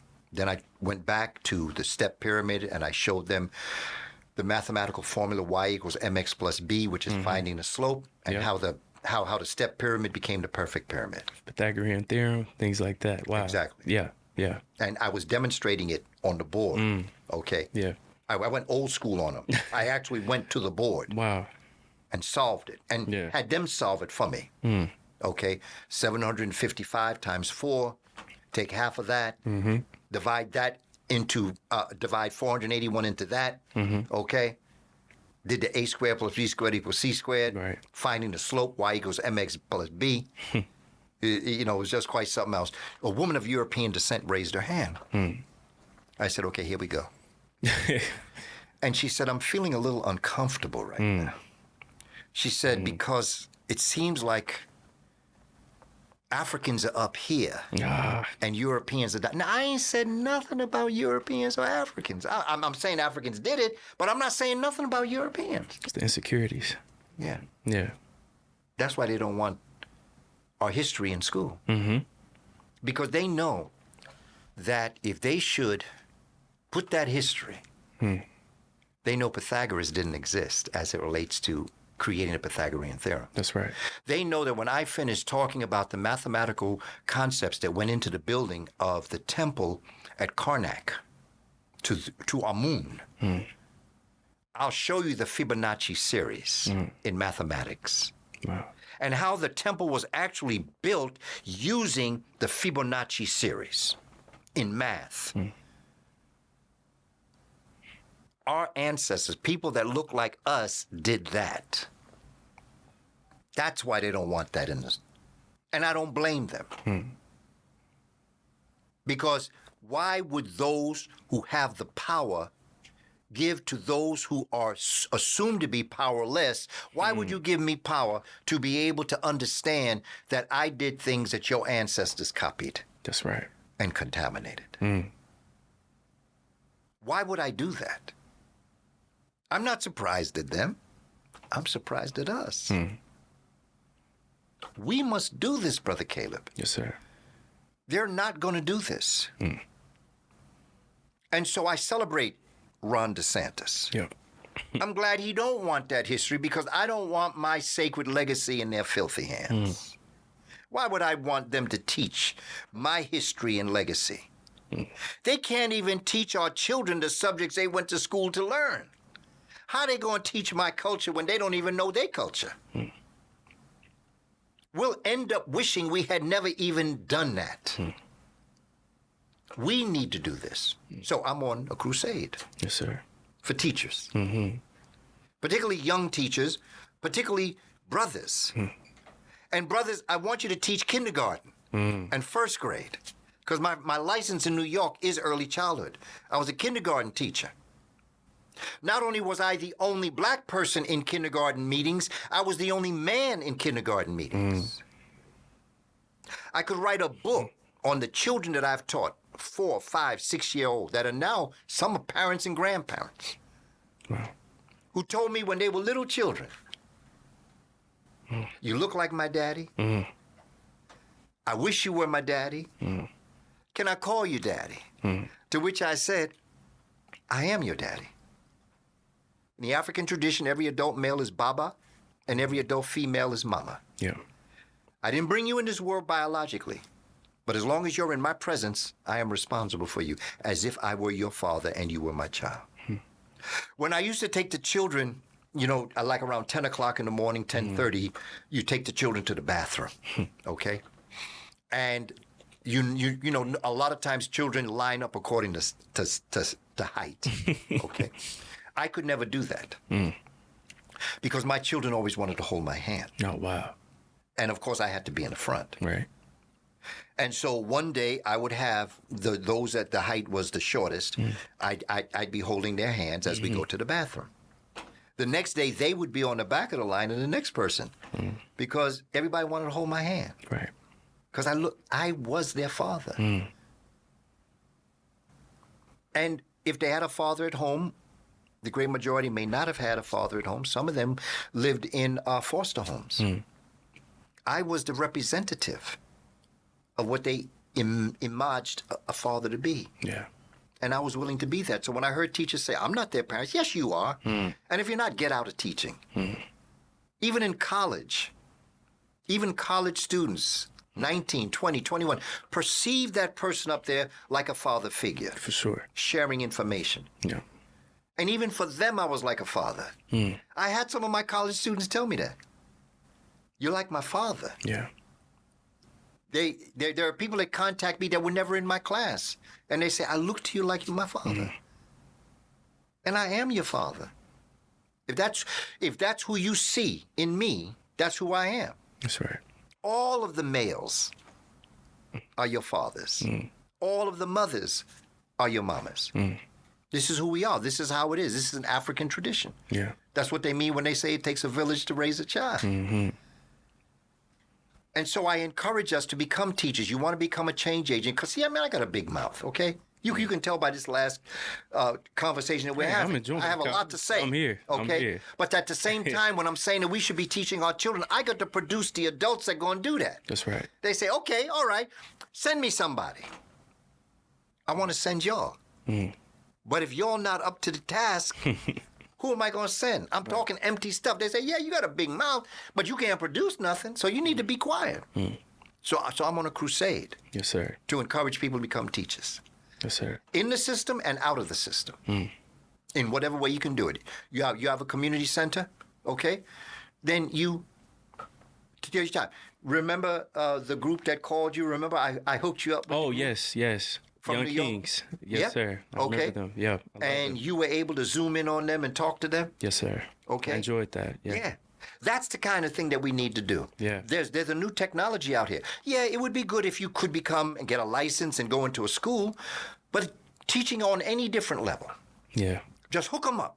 Hook them up. Bring them together. Yes, sir.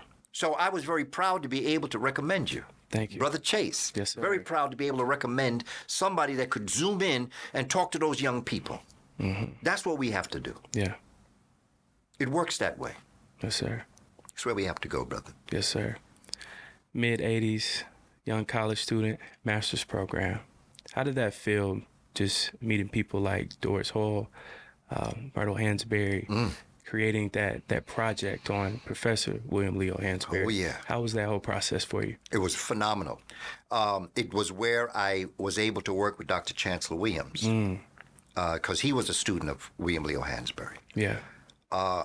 Dr. Clark had recommended that I go with him because what I was doing was curricula writing and staff development, and that is what Professor William Leo Hansberry was doing back in 1922. Wow. He developed 100 years courses. ago today. Yeah. Yeah. Wow. Okay. That's what he was doing. Wow. He was developing curricula. He developed 3 courses for Howard University. Yes, sir. And so I began to study, and I began to realize his methodical way of thinking. He and his students, he would take some of his students who were into art, they would draw maps of Africa that never existed before. Yeah, I read that. Yeah. Yeah. He created what never existed before. And as I began to see what he was doing, I began to realize that you must not depend on other people to do what you should do for yourself. You can spend the rest of your life searching for a map that wants to talk about Ethiopia a certain way. Or you could do your research and draw it yourself. And that's what I did. I tell folk I come from the generation of the typewriter. That when you talk about cut and paste, I'm talking about scissors and glue. Wow. That's my generation. Yes, sir. Professor William Leo Hansberry was back at a time in the early days. There was no Xerox. There wasn't even mimeograph. I was talking about mimeograph the other day, and I saw the sister in the back turning like that because that's how we used to do mimeograph. Wow. Ink was purple. Wow. Wow. Okay, that's how you made copies. Yes, sir. And so that's the generation that I go back to. And so my cut and paste was developing curricula that didn't exist before.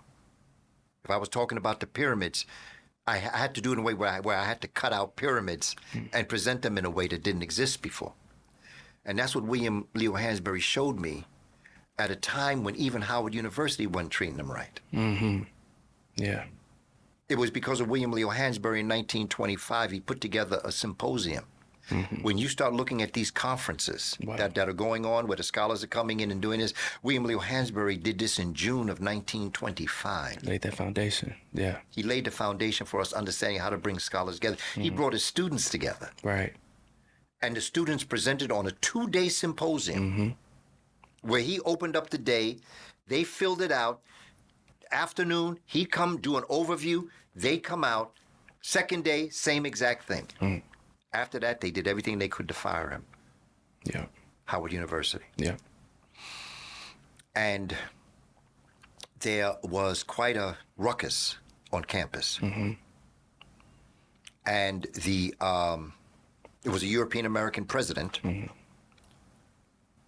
that did this, but there was an uprising of the students when they tried to fire William Leo Hansberry. Stanley Durkee was the president. And when that happened, there was such a ruckus on campus. They fired Stanley Durkee. Wow. And hired Mordecai Johnson, the first black president of Howard, and it's always been a black president since. I'm not going to value how they did it, but There were black presidents from that point on. That is what William Leo Hansberry did in league with his students to change things. Wow. So when I see what he went through, I apologize if I think I'm having a rough time. Right. I am so blessed. We are so blessed to have this. This wasn't happening back then. Yeah. And when I count how many people in this room, back in the day, there would have to have been one person of European descent to be in this room. Wow. Wow. Beyond 3, you had to have one of them there, or you couldn't congregate.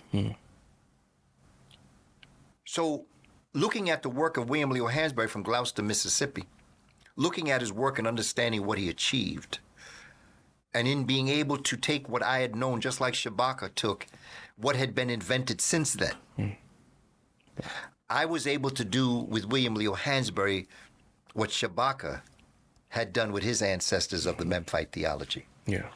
I attempted to blend the newest of things with the universal of things that he created in order to create curricula. And that is why I have my quibinars. Yes, sir. And that is why I have my webinars. Yeah. I'm taking I'm only thinking of in his genius what he could have done with quibinars and webinars, Zoom. Artificial intelligence, AI, and all these tools. Yeah. You know, when I met Professor Dr. Chancellor Williams, I met him at a time that he was blind. Wow. And I remember when I first went into his house, he was living in a senior home in Washington, D.C., and he said, young brother, whatever you do, if you move anything, please put it back where you got it from. Because him being blind, if I moved a chair... It had to be in a certain spot. Exactly. Okay. He knew where everything was. Right. And I remember that he was really distraught. Because it wasn't long before that, this is 1984, it wasn't long before that he had, I don't know if it was a fire or if it was a flood.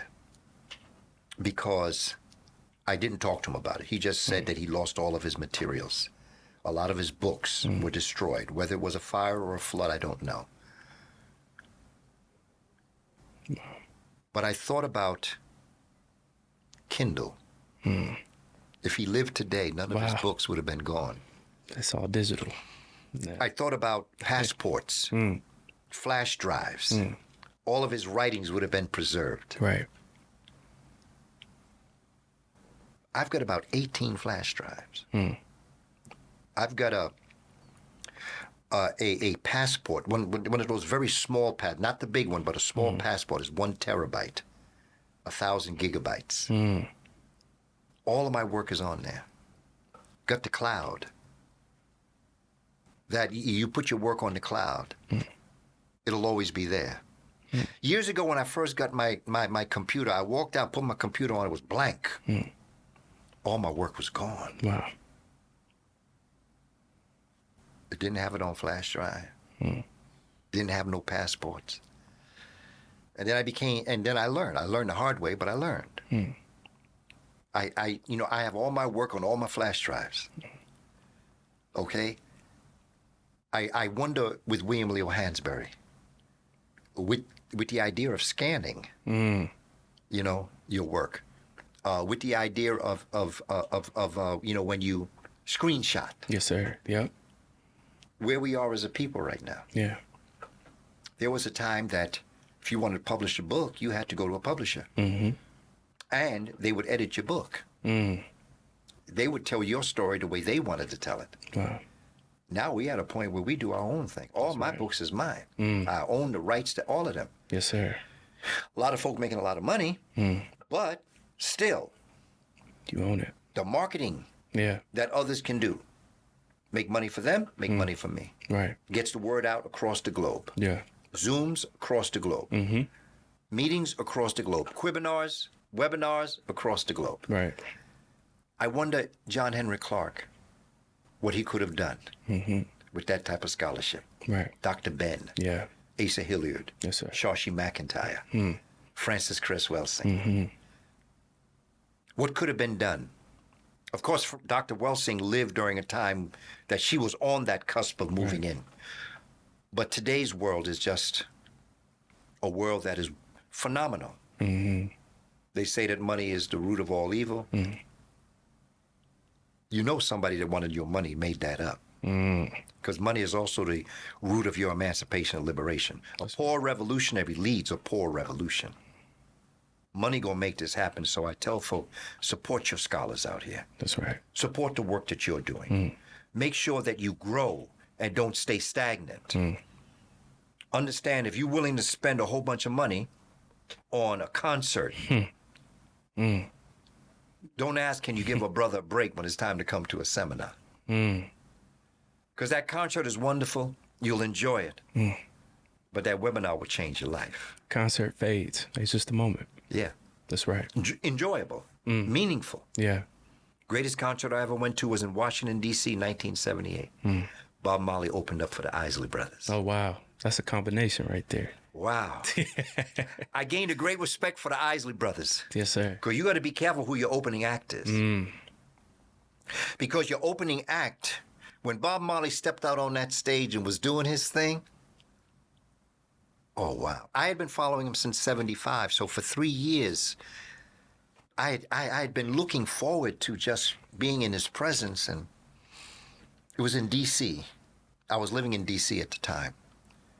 And Bob Marley opened up for the Isley Brothers, and Bob Marley rocked that place, boy. What a spirit. And then he left the stage. He came back and do an encore. And he came back with Exodus, movement of a people. And in that, there's a chorus that says, set my people free. Set my people free. And it was chanting, set my people free. Set my people free. And I said, now how the Isley Brothers going to come out behind that? And in the background, I heard the guitar. The guitar started playing. And I began to see the blend of Bob Marley and the Wailers going off, and I began to hear the Isley Brothers coming in. And the guitar was going. Chris Jasper was kicking it. I was hearing it. And I said, what they going to do? And as they changed, they came in with Fight the Power. Wow. It's a moment. We were all ready to sit back down and understand. Now we the concert, okay? That was the best concert I ever been in my life. I revolutionized my own thinking at that concert. 1978. Wow. Another concert happened to be in D.C. also, same year.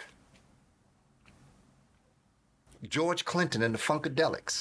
That's where you from, man. 17-hour conference. Wow. I mean, for 17 hours. The Brides of Funkenstein. And when George Clinton came out, he came down in a spaceship. Wow. Wow. Mothership connection. Wow. Even that little baby boy with the diaper on came out. That was it. That was it. Yes, sir. So concerts have their place. But that was like it was like I was at a webinar. I learned something. Because, George Clinton, that was the first time I ever was introduced to the concept of the Dogon. It's George Clinton that talked about the Dogon people. That's the first time I had ever heard anything about the Dogon people. Later on, I would read about it. I do curriculum on it. I understand it. That's what brought me to Holland, was the Dogon people when they saw me on YouTube. They brought me in to do a lecture on the Dogon people. When I went to UK, they asked me to do something on the Dogon people. But it was George Clinton. I can't talk about the Dogon and not give that brother credit when he talking about the mothership connection and he's talking about the Dogon people of Mali that could see that Sirius star. George Clinton. So I have respect for concerts, and I have respect for music and what music does for us. But if we're willing to spend money for a concert, you should be willing to spend money to go to learn something about your culture and who you are as a people, and be willing to put that money out there to support the scholars that are out here doing this work. That's right. To support people like Anthony Browder, who are doing digs in Africa. Yep. To support the work of Runoko Rashidi, who is now an ancestor. When I heard that Runoko was a good friend of mine. He was the first brother brought me to do a presentation in Compton, California in 1986. Wow. He and LeGrand Clegg. That was my first time. Dr. Clark gave me permission to do that presentation. That's my first time speaking in public. It was Runoko Rashidi that brought me in. He was on the board at Compton College. Wow. You know, Runoko, when I heard that Runoko joined the Ancestors, the first thing I did was went to his site and I bought all his books. First thing I did. I had all of his books. I sent him all my books. He sent me all his books. So I had his books, signed. First thing I did was buy all his books to make sure that his memory would live forever as far as I could possibly do it. Dr. Ivan Van Sertima, his whole library should be in your house. John G. Jackson, whole library. Professor John Henry Clark, whole library. Dr. Ben, whole library. There are whole libraries we should have in our homes. If we're willing to buy audio cassettes and music, you should be willing to buy books for your library. When my children were born, they were born with a library in their room. I was building a children's library before I was even married. Wow. Image. Pictures. People that want to make money, you know those mobiles that infants have? Create mobiles and put ankhs, symbols of the Akan. Put African symbols up there. Put African music. When they go around, forget about Lullaby Baby. Put some drums up in there. Put some African music up there. And as those African symbols are going around, have that music being played, because the first thing that's happening with infants is that sensory perception, what they see, what they hear. And if you and if you have that mobile that is up above their crib with those symbols, forget the bears and the dogs and the cats. Put an ankh, a jed column. You know, put the neteru, put a sar, a set, put images of Tehuti, Ma'at, mobile. Have it going around playing the music, so when the baby's in the crib, they're looking up and their sensory perceptions are automatically culture.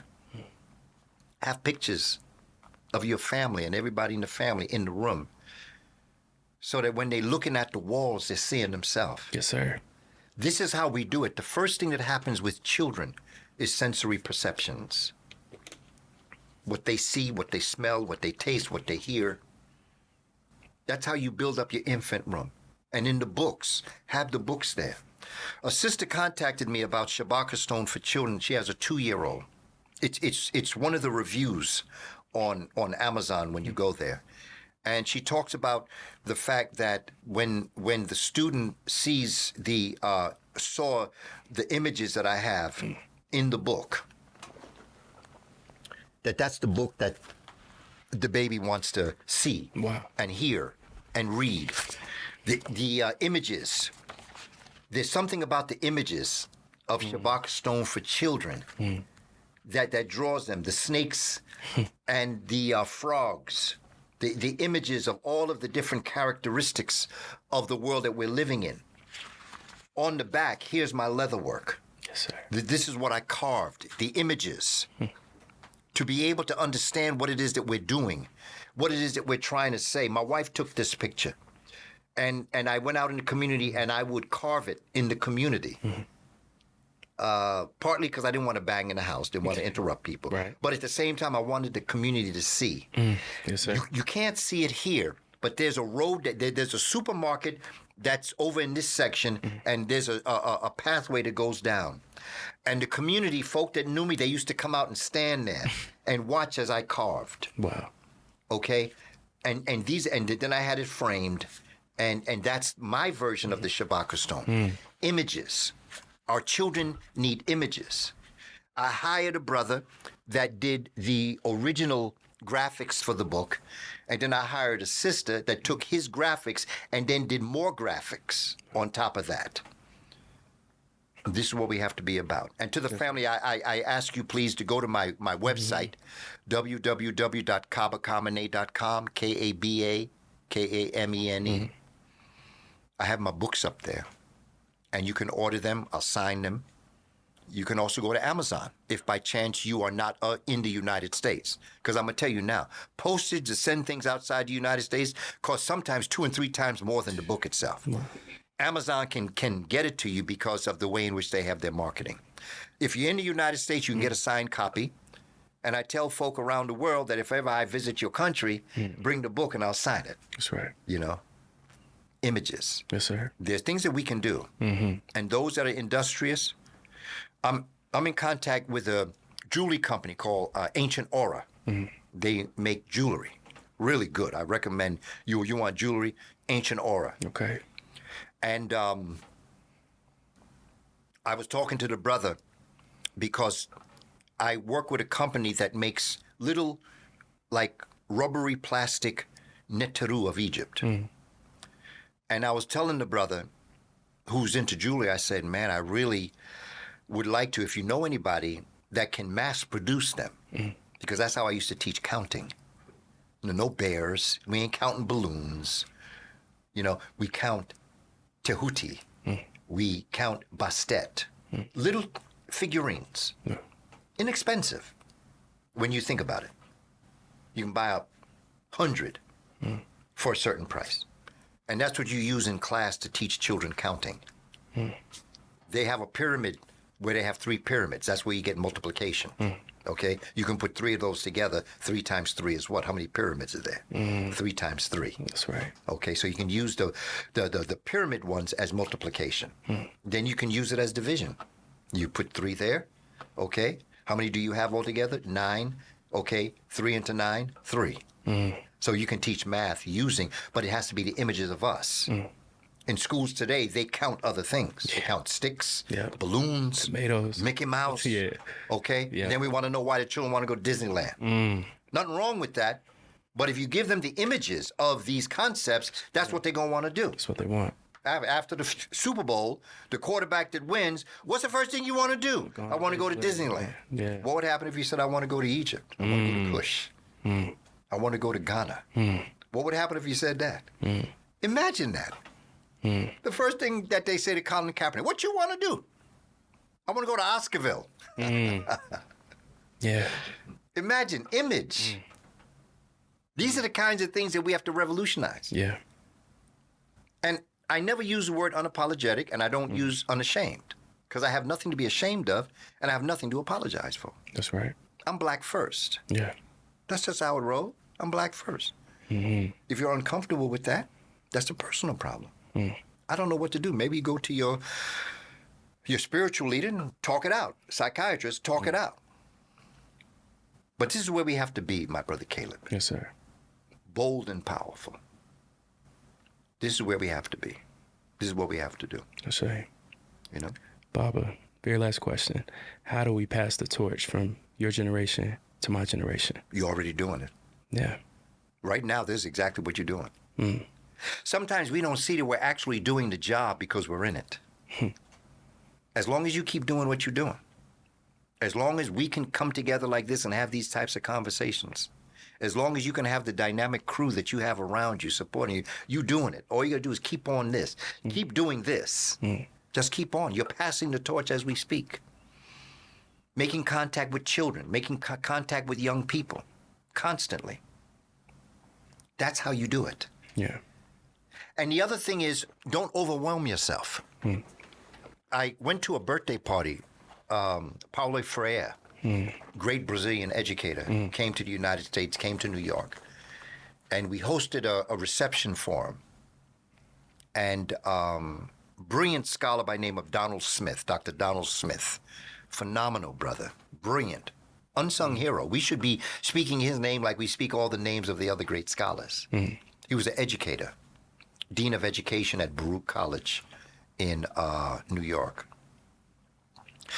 Dr. Smith asked Paulo Freire, he said, you've been, they've chased you, they put you in jail, they've tortured you. He wrote the book Pedagogy of the Oppressed in Brazil. He used to teach the people in Brazil reading and writing literacy. And they oppressed him. They really did a lot of different things to him, but he just kept on doing and kept on doing. And Dr. Smith, they had a reception for him the night before, a party. And, they said, we watch you, you was eating, laughing, dancing. With everything that they've done to you, you still celebrate. What is it that keeps you going?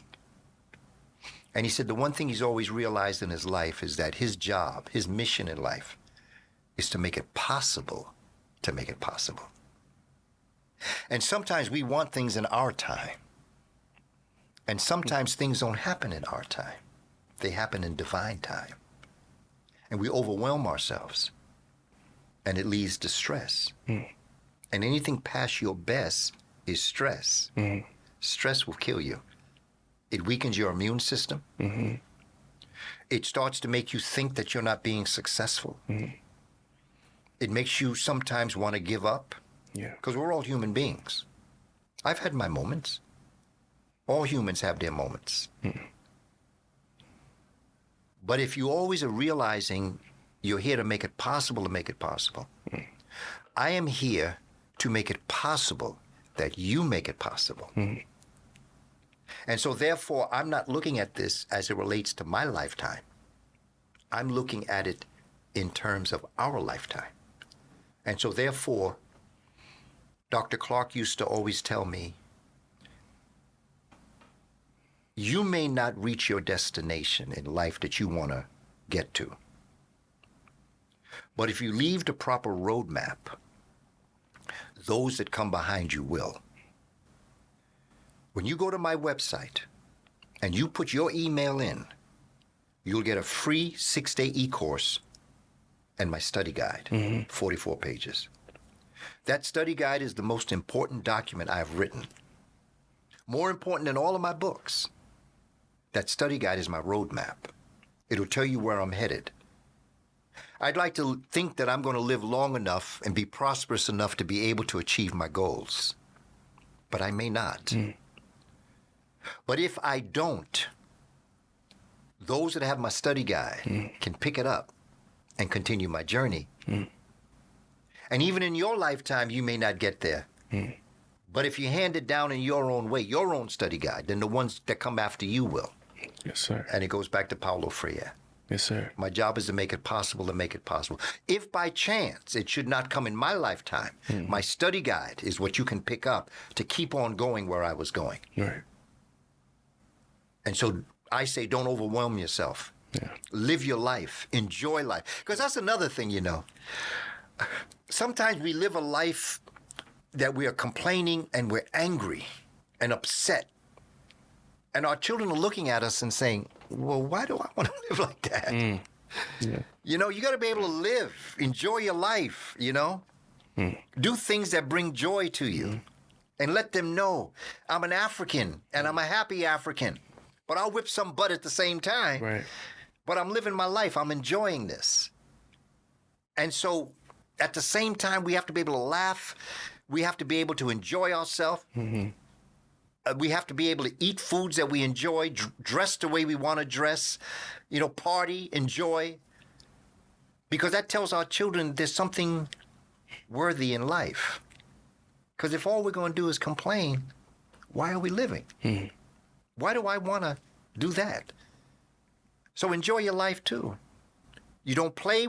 I had a brother tell me this. And I remember when he told me that, it made so much sense to me because where I was in my life, I was working real hard. And he said, yo, man, you don't play when you work and you don't work when you play. You play as hard as you work as hard as you play. Enjoy it. Yes, sir. This past December, my wife and I went to Curacao. Boy, we had a good time. Escaped the cold of New York and laid in the sun of Curacao. We enjoyed ourselves. Okay, enjoy your life. Make it worth living. Because then our children will fight to be able to live like that. That's what I think. That's what I feel. And as we move through life and we do what we do, we have no regrets. Have no regrets.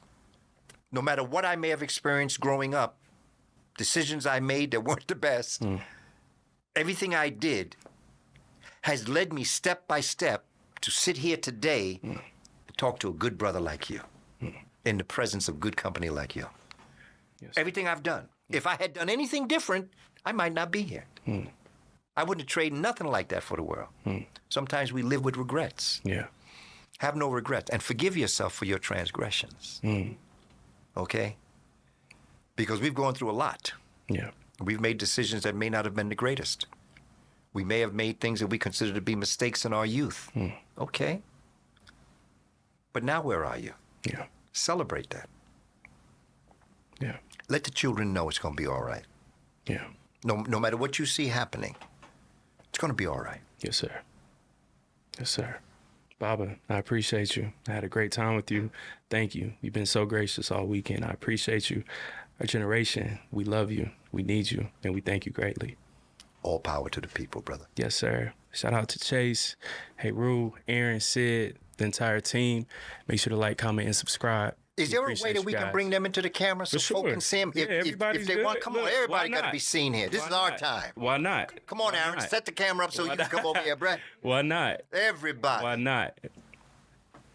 Why not? Everybody can pick a spot. But I never come on. Right. That's okay. You got to come on, Always Sydney. behind it. Always Always behind it. behind Nah, it. Yeah, it's a that's beautiful right. moment. Nah, this is dope. This is dope. Everybody. Yes, sir. This is us. Yes, sir. We come into appreciate your y'all. neighborhood. That's it. That's it. Much love, y'all. We appreciate y'all. Baba Kaba, show him some love. Purchase his books. Tap in with his lectures, his content, everything. Brother Chase, Voice of the Ancestors, tap in with that. Daily knowledge, spirituality, information, everything that we need as a people. Hey, Rue, Panther Prince Productions, tap in with that. Great content as well. We love y'all. Blessed be host Caleb Smith. See you guys soon. Peace. Peace.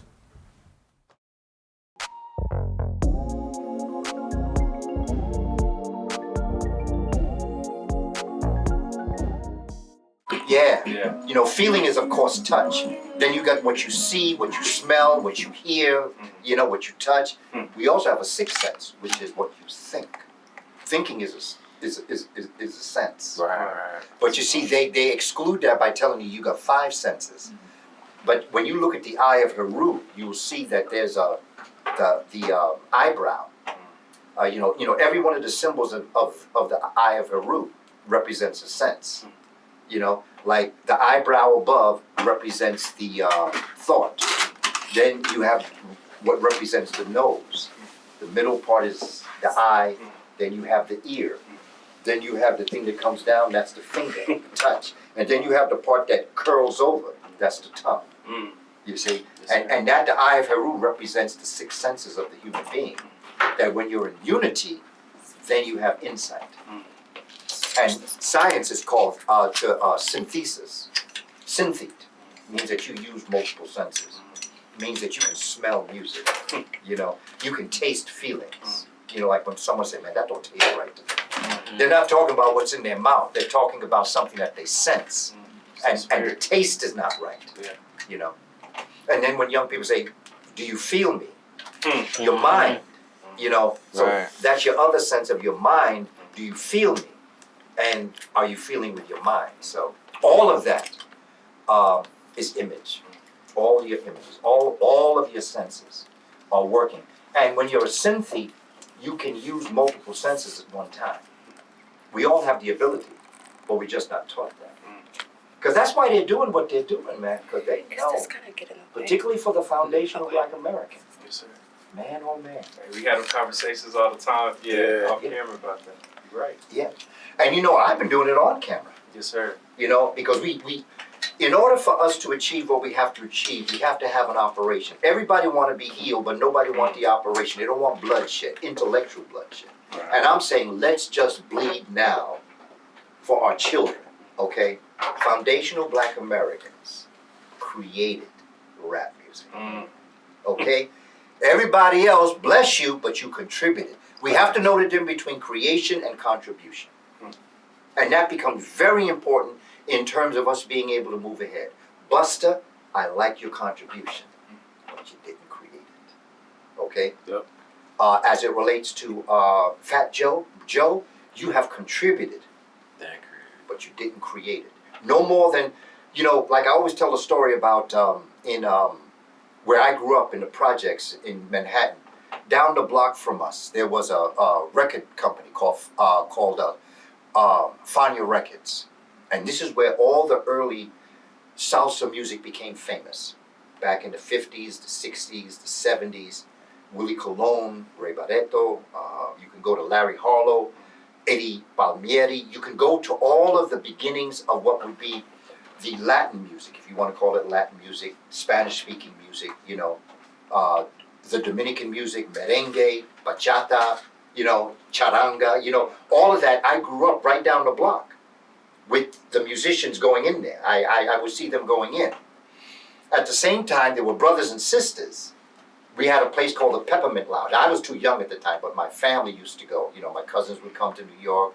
My sister would go there. This was a club that specialized in Latin music and a mixture of Latin and what would be like doo-wop, okay?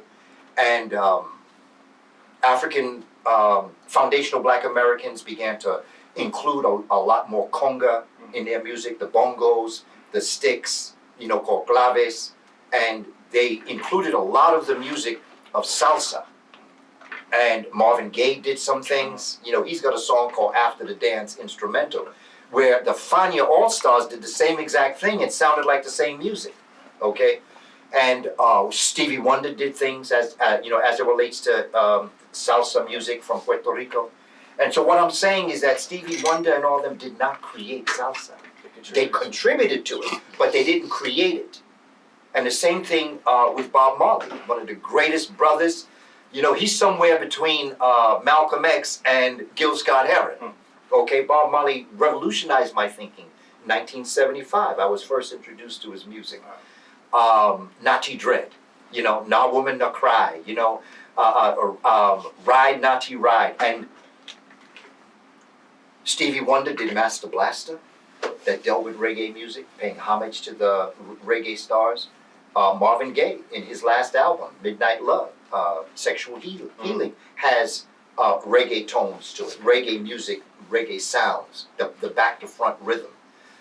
He did another one, Marvin Gaye did Third World Girl. I used to sing that to my wife, because she's my third world girl, a sister from Jamaica.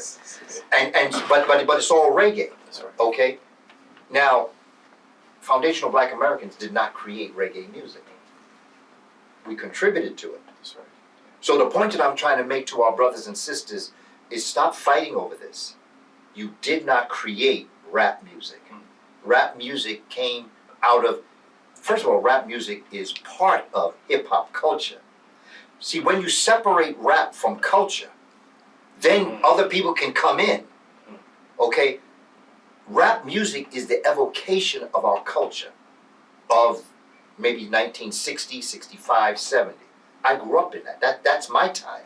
I watched the transition of what would be the Motown sound, the Temptations, James Brown. James Brown always had a rap. He always had dub 1 and dub 2, where it was singing on the side A. I'm talking about them 45s. He was singing, Papa Got a Brand New Bag on side A, but then he'd be rapping with an instrumental on side B. Hot Pants, singing on side A, but rapping on side B. Always. Rap goes back. I can take you to a group that was called the Ink Spots. Back in, that's my parents' time music, where Bill Kenny of the Ink Spots, Whispering Grass, okay? And then in the middle of it, he starts talking about Whispering Grass, okay? Rapping. That's always been part of our music. So that it's important that we stop the arguing over things like I always say to folk, I'm not arguing who created rap. That's done with. The same way I ain't arguing that the Egyptians were black. No more arguing. I'm not going to give you an opportunity to express an untruth. It's a theorem. A theory is something that hasn't been proven. A theorem is something that's been proven. And we have to get to the point where we're not distracted by the arguments, because imitation is the highest form of flattery. So I appreciate your imitating our greatness, because everybody want to be us. And I don't blame them. If I was If I was them, I'd want to be us too. That's right. Right. It's just the way it is. We got that flavor. And the reason why we have the flavor that some others don't, and I was talking about this earlier, is because in the Caribbean, because of the numbers, Africans were allowed to keep the drum. They were allowed to keep a lot of their customs. They were allowed to eat the same foods. The climate in Africa was very much like the climate in the Caribbean. So there were a lot of situations that were very similar to Africa. Here in America, they took the drum from us. Okay, they changed everything. So, like all things, necessity is the mother of invention.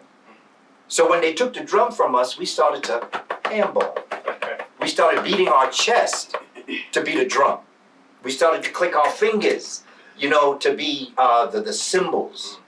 And so what we had to do is we had to create something that we had been denied because it was in our nature to have that. It was in our nature to have the drum. It was our heartbeat, And the drum, when we'd be playing the drums, okay, after you beat that elephant ear for a while, it starts to shred. Okay? Yeah. And so what Africans did is that they took that drum head. Start the audio set. You good, Kaba? Keep going. It's good? Yeah, keep going. They just gonna start it off like that. They took the drum head off and turned it sideways. And so what they did is they started to strum the top of the drum head. Then they took a stick and attached it to the drum to the top of the drum head, and they started to take strings and connect it to the different shreds, and that was the birth of the guitar. Okay? And then for some of them, they would just leave it like that. They would cut the top of the head off, and then they would just play it. That was the tambourine. And then the banjo. And so that you can see the birth of all of the instruments. Chordophones, which are the guitars with chords. You have the membranophones, which are the drums. You have the idiophones that are the percussions, glaves and the cowbell and things like that. And then you have the aerophones, which are the horns. Okay? And then brothers would take, and sisters would take the instrument, and they would take like bamboo, and they would attach one end of the bamboo, because these were long shreds of bamboo. They would take one part of the bamboo and attach it to the instrument, and then they would take it and then they would attach it to the gourd, and that became amplifiers. And that's how they were able to play music that could push out beyond the community. So when they talk about they would be playing drums from one community to another, they had amplifiers. And the amplifier is built on that concept. The energy and the electric that leaves the guitar, let's say, that travels along that cord into the amplifier is the same scientific principle of the gourd and the instrument itself, and the bamboo. This is us. We did this. From the start. Okay? Yeah. And that same need of necessity is what then brought us to America, and when it was denied us, we created it artificially. And then we gave birth to artificial intelligence. And that are the computer, and everything that's AI today comes from our mindset. I tell us, own your greatness, and let the children see that greatness. But don't let that greatness make you think you're greater than somebody else. That's the only thing. Own your greatness, and if you can find the greatness in you, you can find the greatness in somebody else. That's what we have to focus on. We are great, period. Okay, walk it, talk it, live it. You're great. And I think that's what the younger generation is doing when they do what they do. When they're wearing all the richness of everything. Black folk like good stuff. That's right. We like gold. We like to eat good food. We like to dance. We like to sing. For some reason, they've beat us down to think that ain't what we want. We were the ones that did this. Ain't nothing wrong with having good things. The question is, do you have good things, but now you have to live in your car because you ain't got money for a house? That's where the problem comes. Priorities. That's right. Okay? Yeah, good things are good. But if you find that you have to skip a couple of meals because you got that chain around your neck, then I think we got a problem. So there's a balance in all of this. Priorities. But own your greatness. Things we have to work on, brother. All of us, myself included. Well, hey, here we go. Y'all. We here. just started. Hey, we just started flowing. Blessed be your host, Caleb Smith. Today, man, we have a very, very special person in the building. Able to talk to you from now for the past 3 years, virtually. So now, having you in the flesh, in person, you've seen him on everything, Hidden Colors. You've seen him on Out of Darkness, American Maroon. We good? I need to get a mic check on you. Oh, I'm sorry. It's I got okay. I didn't get it earlier. You. Yeah. I don't want to go and it not be right. How am Should I? be. Well, I was yapping, so. Sure, yeah. You already got I copies? got Yeah, copies, he's yeah. I've been yapping a lot, so I know So you you already got copies? All right, Yes, perfect. I just need yours. I'm sorry. Nah, it's no worries. Mic check. 1, 2, 3. Count to 10 for 1, me. 2, 3, 4, 5. That's 6. perfect. Cool. Yep, we're ready now. Perfect. Cool. I guess I can just count you in now. Cool.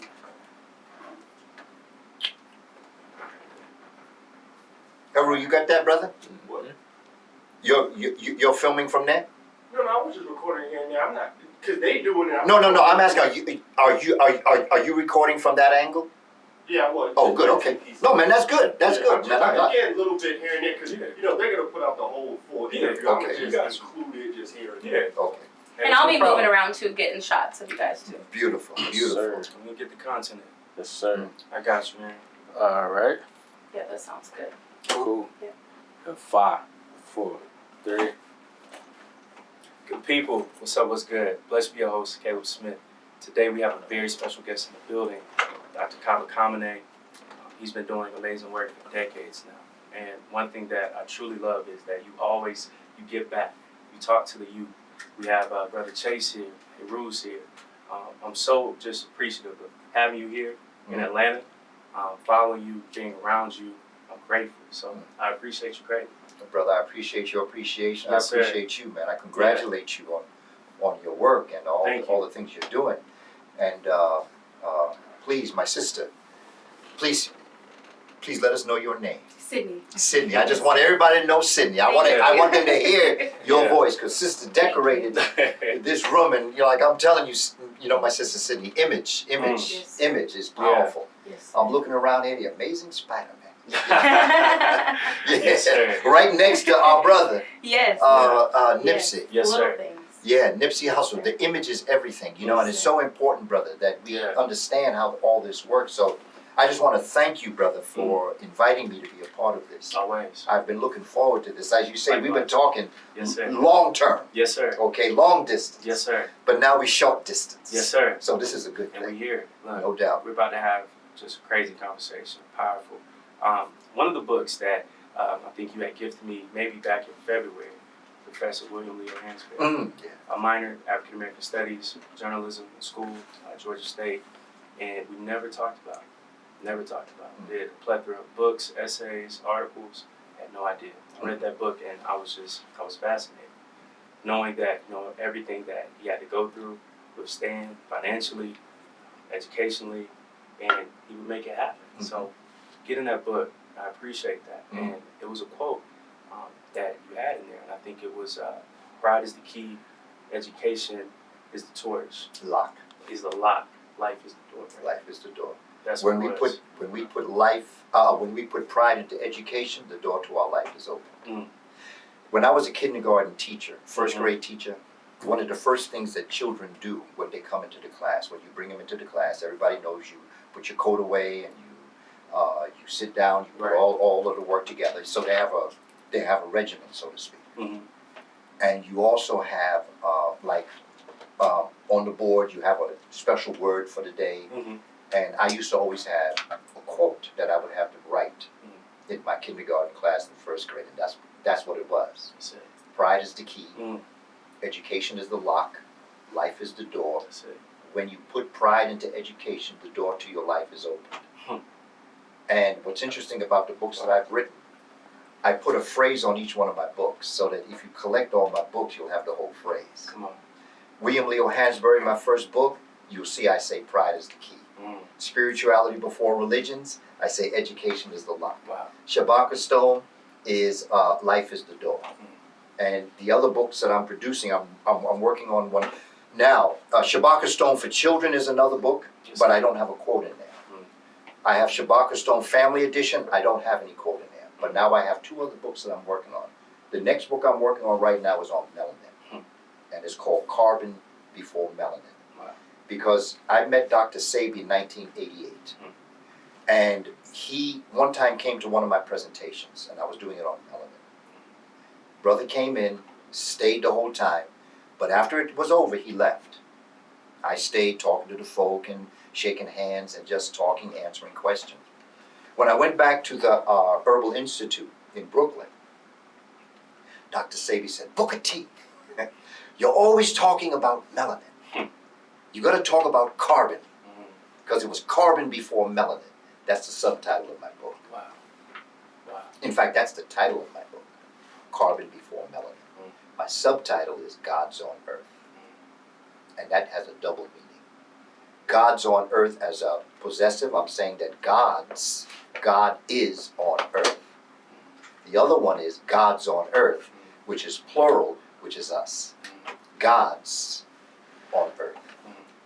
But the thing about that quote is that everything I do reminds me of my early career with children. Because I tell you, my greatest teachers were the children. You want to know about yourself? Hang around 4 and 5-year-olds. They'll let you know. They're more honest, they're pure. They'll tell you the truth. And so that quote is, pride is the key, education is the lock, life is the door. When you put pride into education, the door to your life is open. Come on, that's it. Yesterday, I had a great time with you. Lake Lanier, Oscarville. Yeah. Being around you, right? You said something that was heavy, right? About elders. Look in the mirror. Why is that just like so important? Because during this time, everybody's blaming the elders blaming the young people. How can we just hold ourselves accountable? Look in the mirror during these times. That's it. All of us look in the mirror and realize that you are looking at the Creator having a human experience. And we have to understand nothing is wrong with foundational Black Americans. Something happened to foundational Black Americans. Right. And as you understand that, that's not an excuse, but there is a reason. Okay? When you have been brought to a country, stolen, beaten, tortured, and brought to another world, when you have your history taken from you, you have your language taken from you, you have your values, interests, and principles taken from you, that natural entity is going to act very unnatural. That's natural. Right.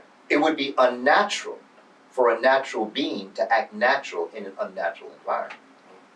And so the way we see us conducting ourselves, no matter where it is in the spectrum of appropriateness to not appropriateness, I'm not surprised. In fact, I'm surprised that we're surprised. Crabs in the basket, they always tell that story. About when you have crabs in the basket, Sure. you know, one tries to get out and somebody pulls them back down. That's right. Okay? They say that's what we're like. But what I tell us is, let's take that basket of crabs and return them back to their natural environment. Put them back in the water. Crabs help themselves. Crabs sit on top of each other and eat from the top. Wow. When that crab is dined sufficient, come down, lift the group up, the next one eats. Comes down, pushes, the third one eats.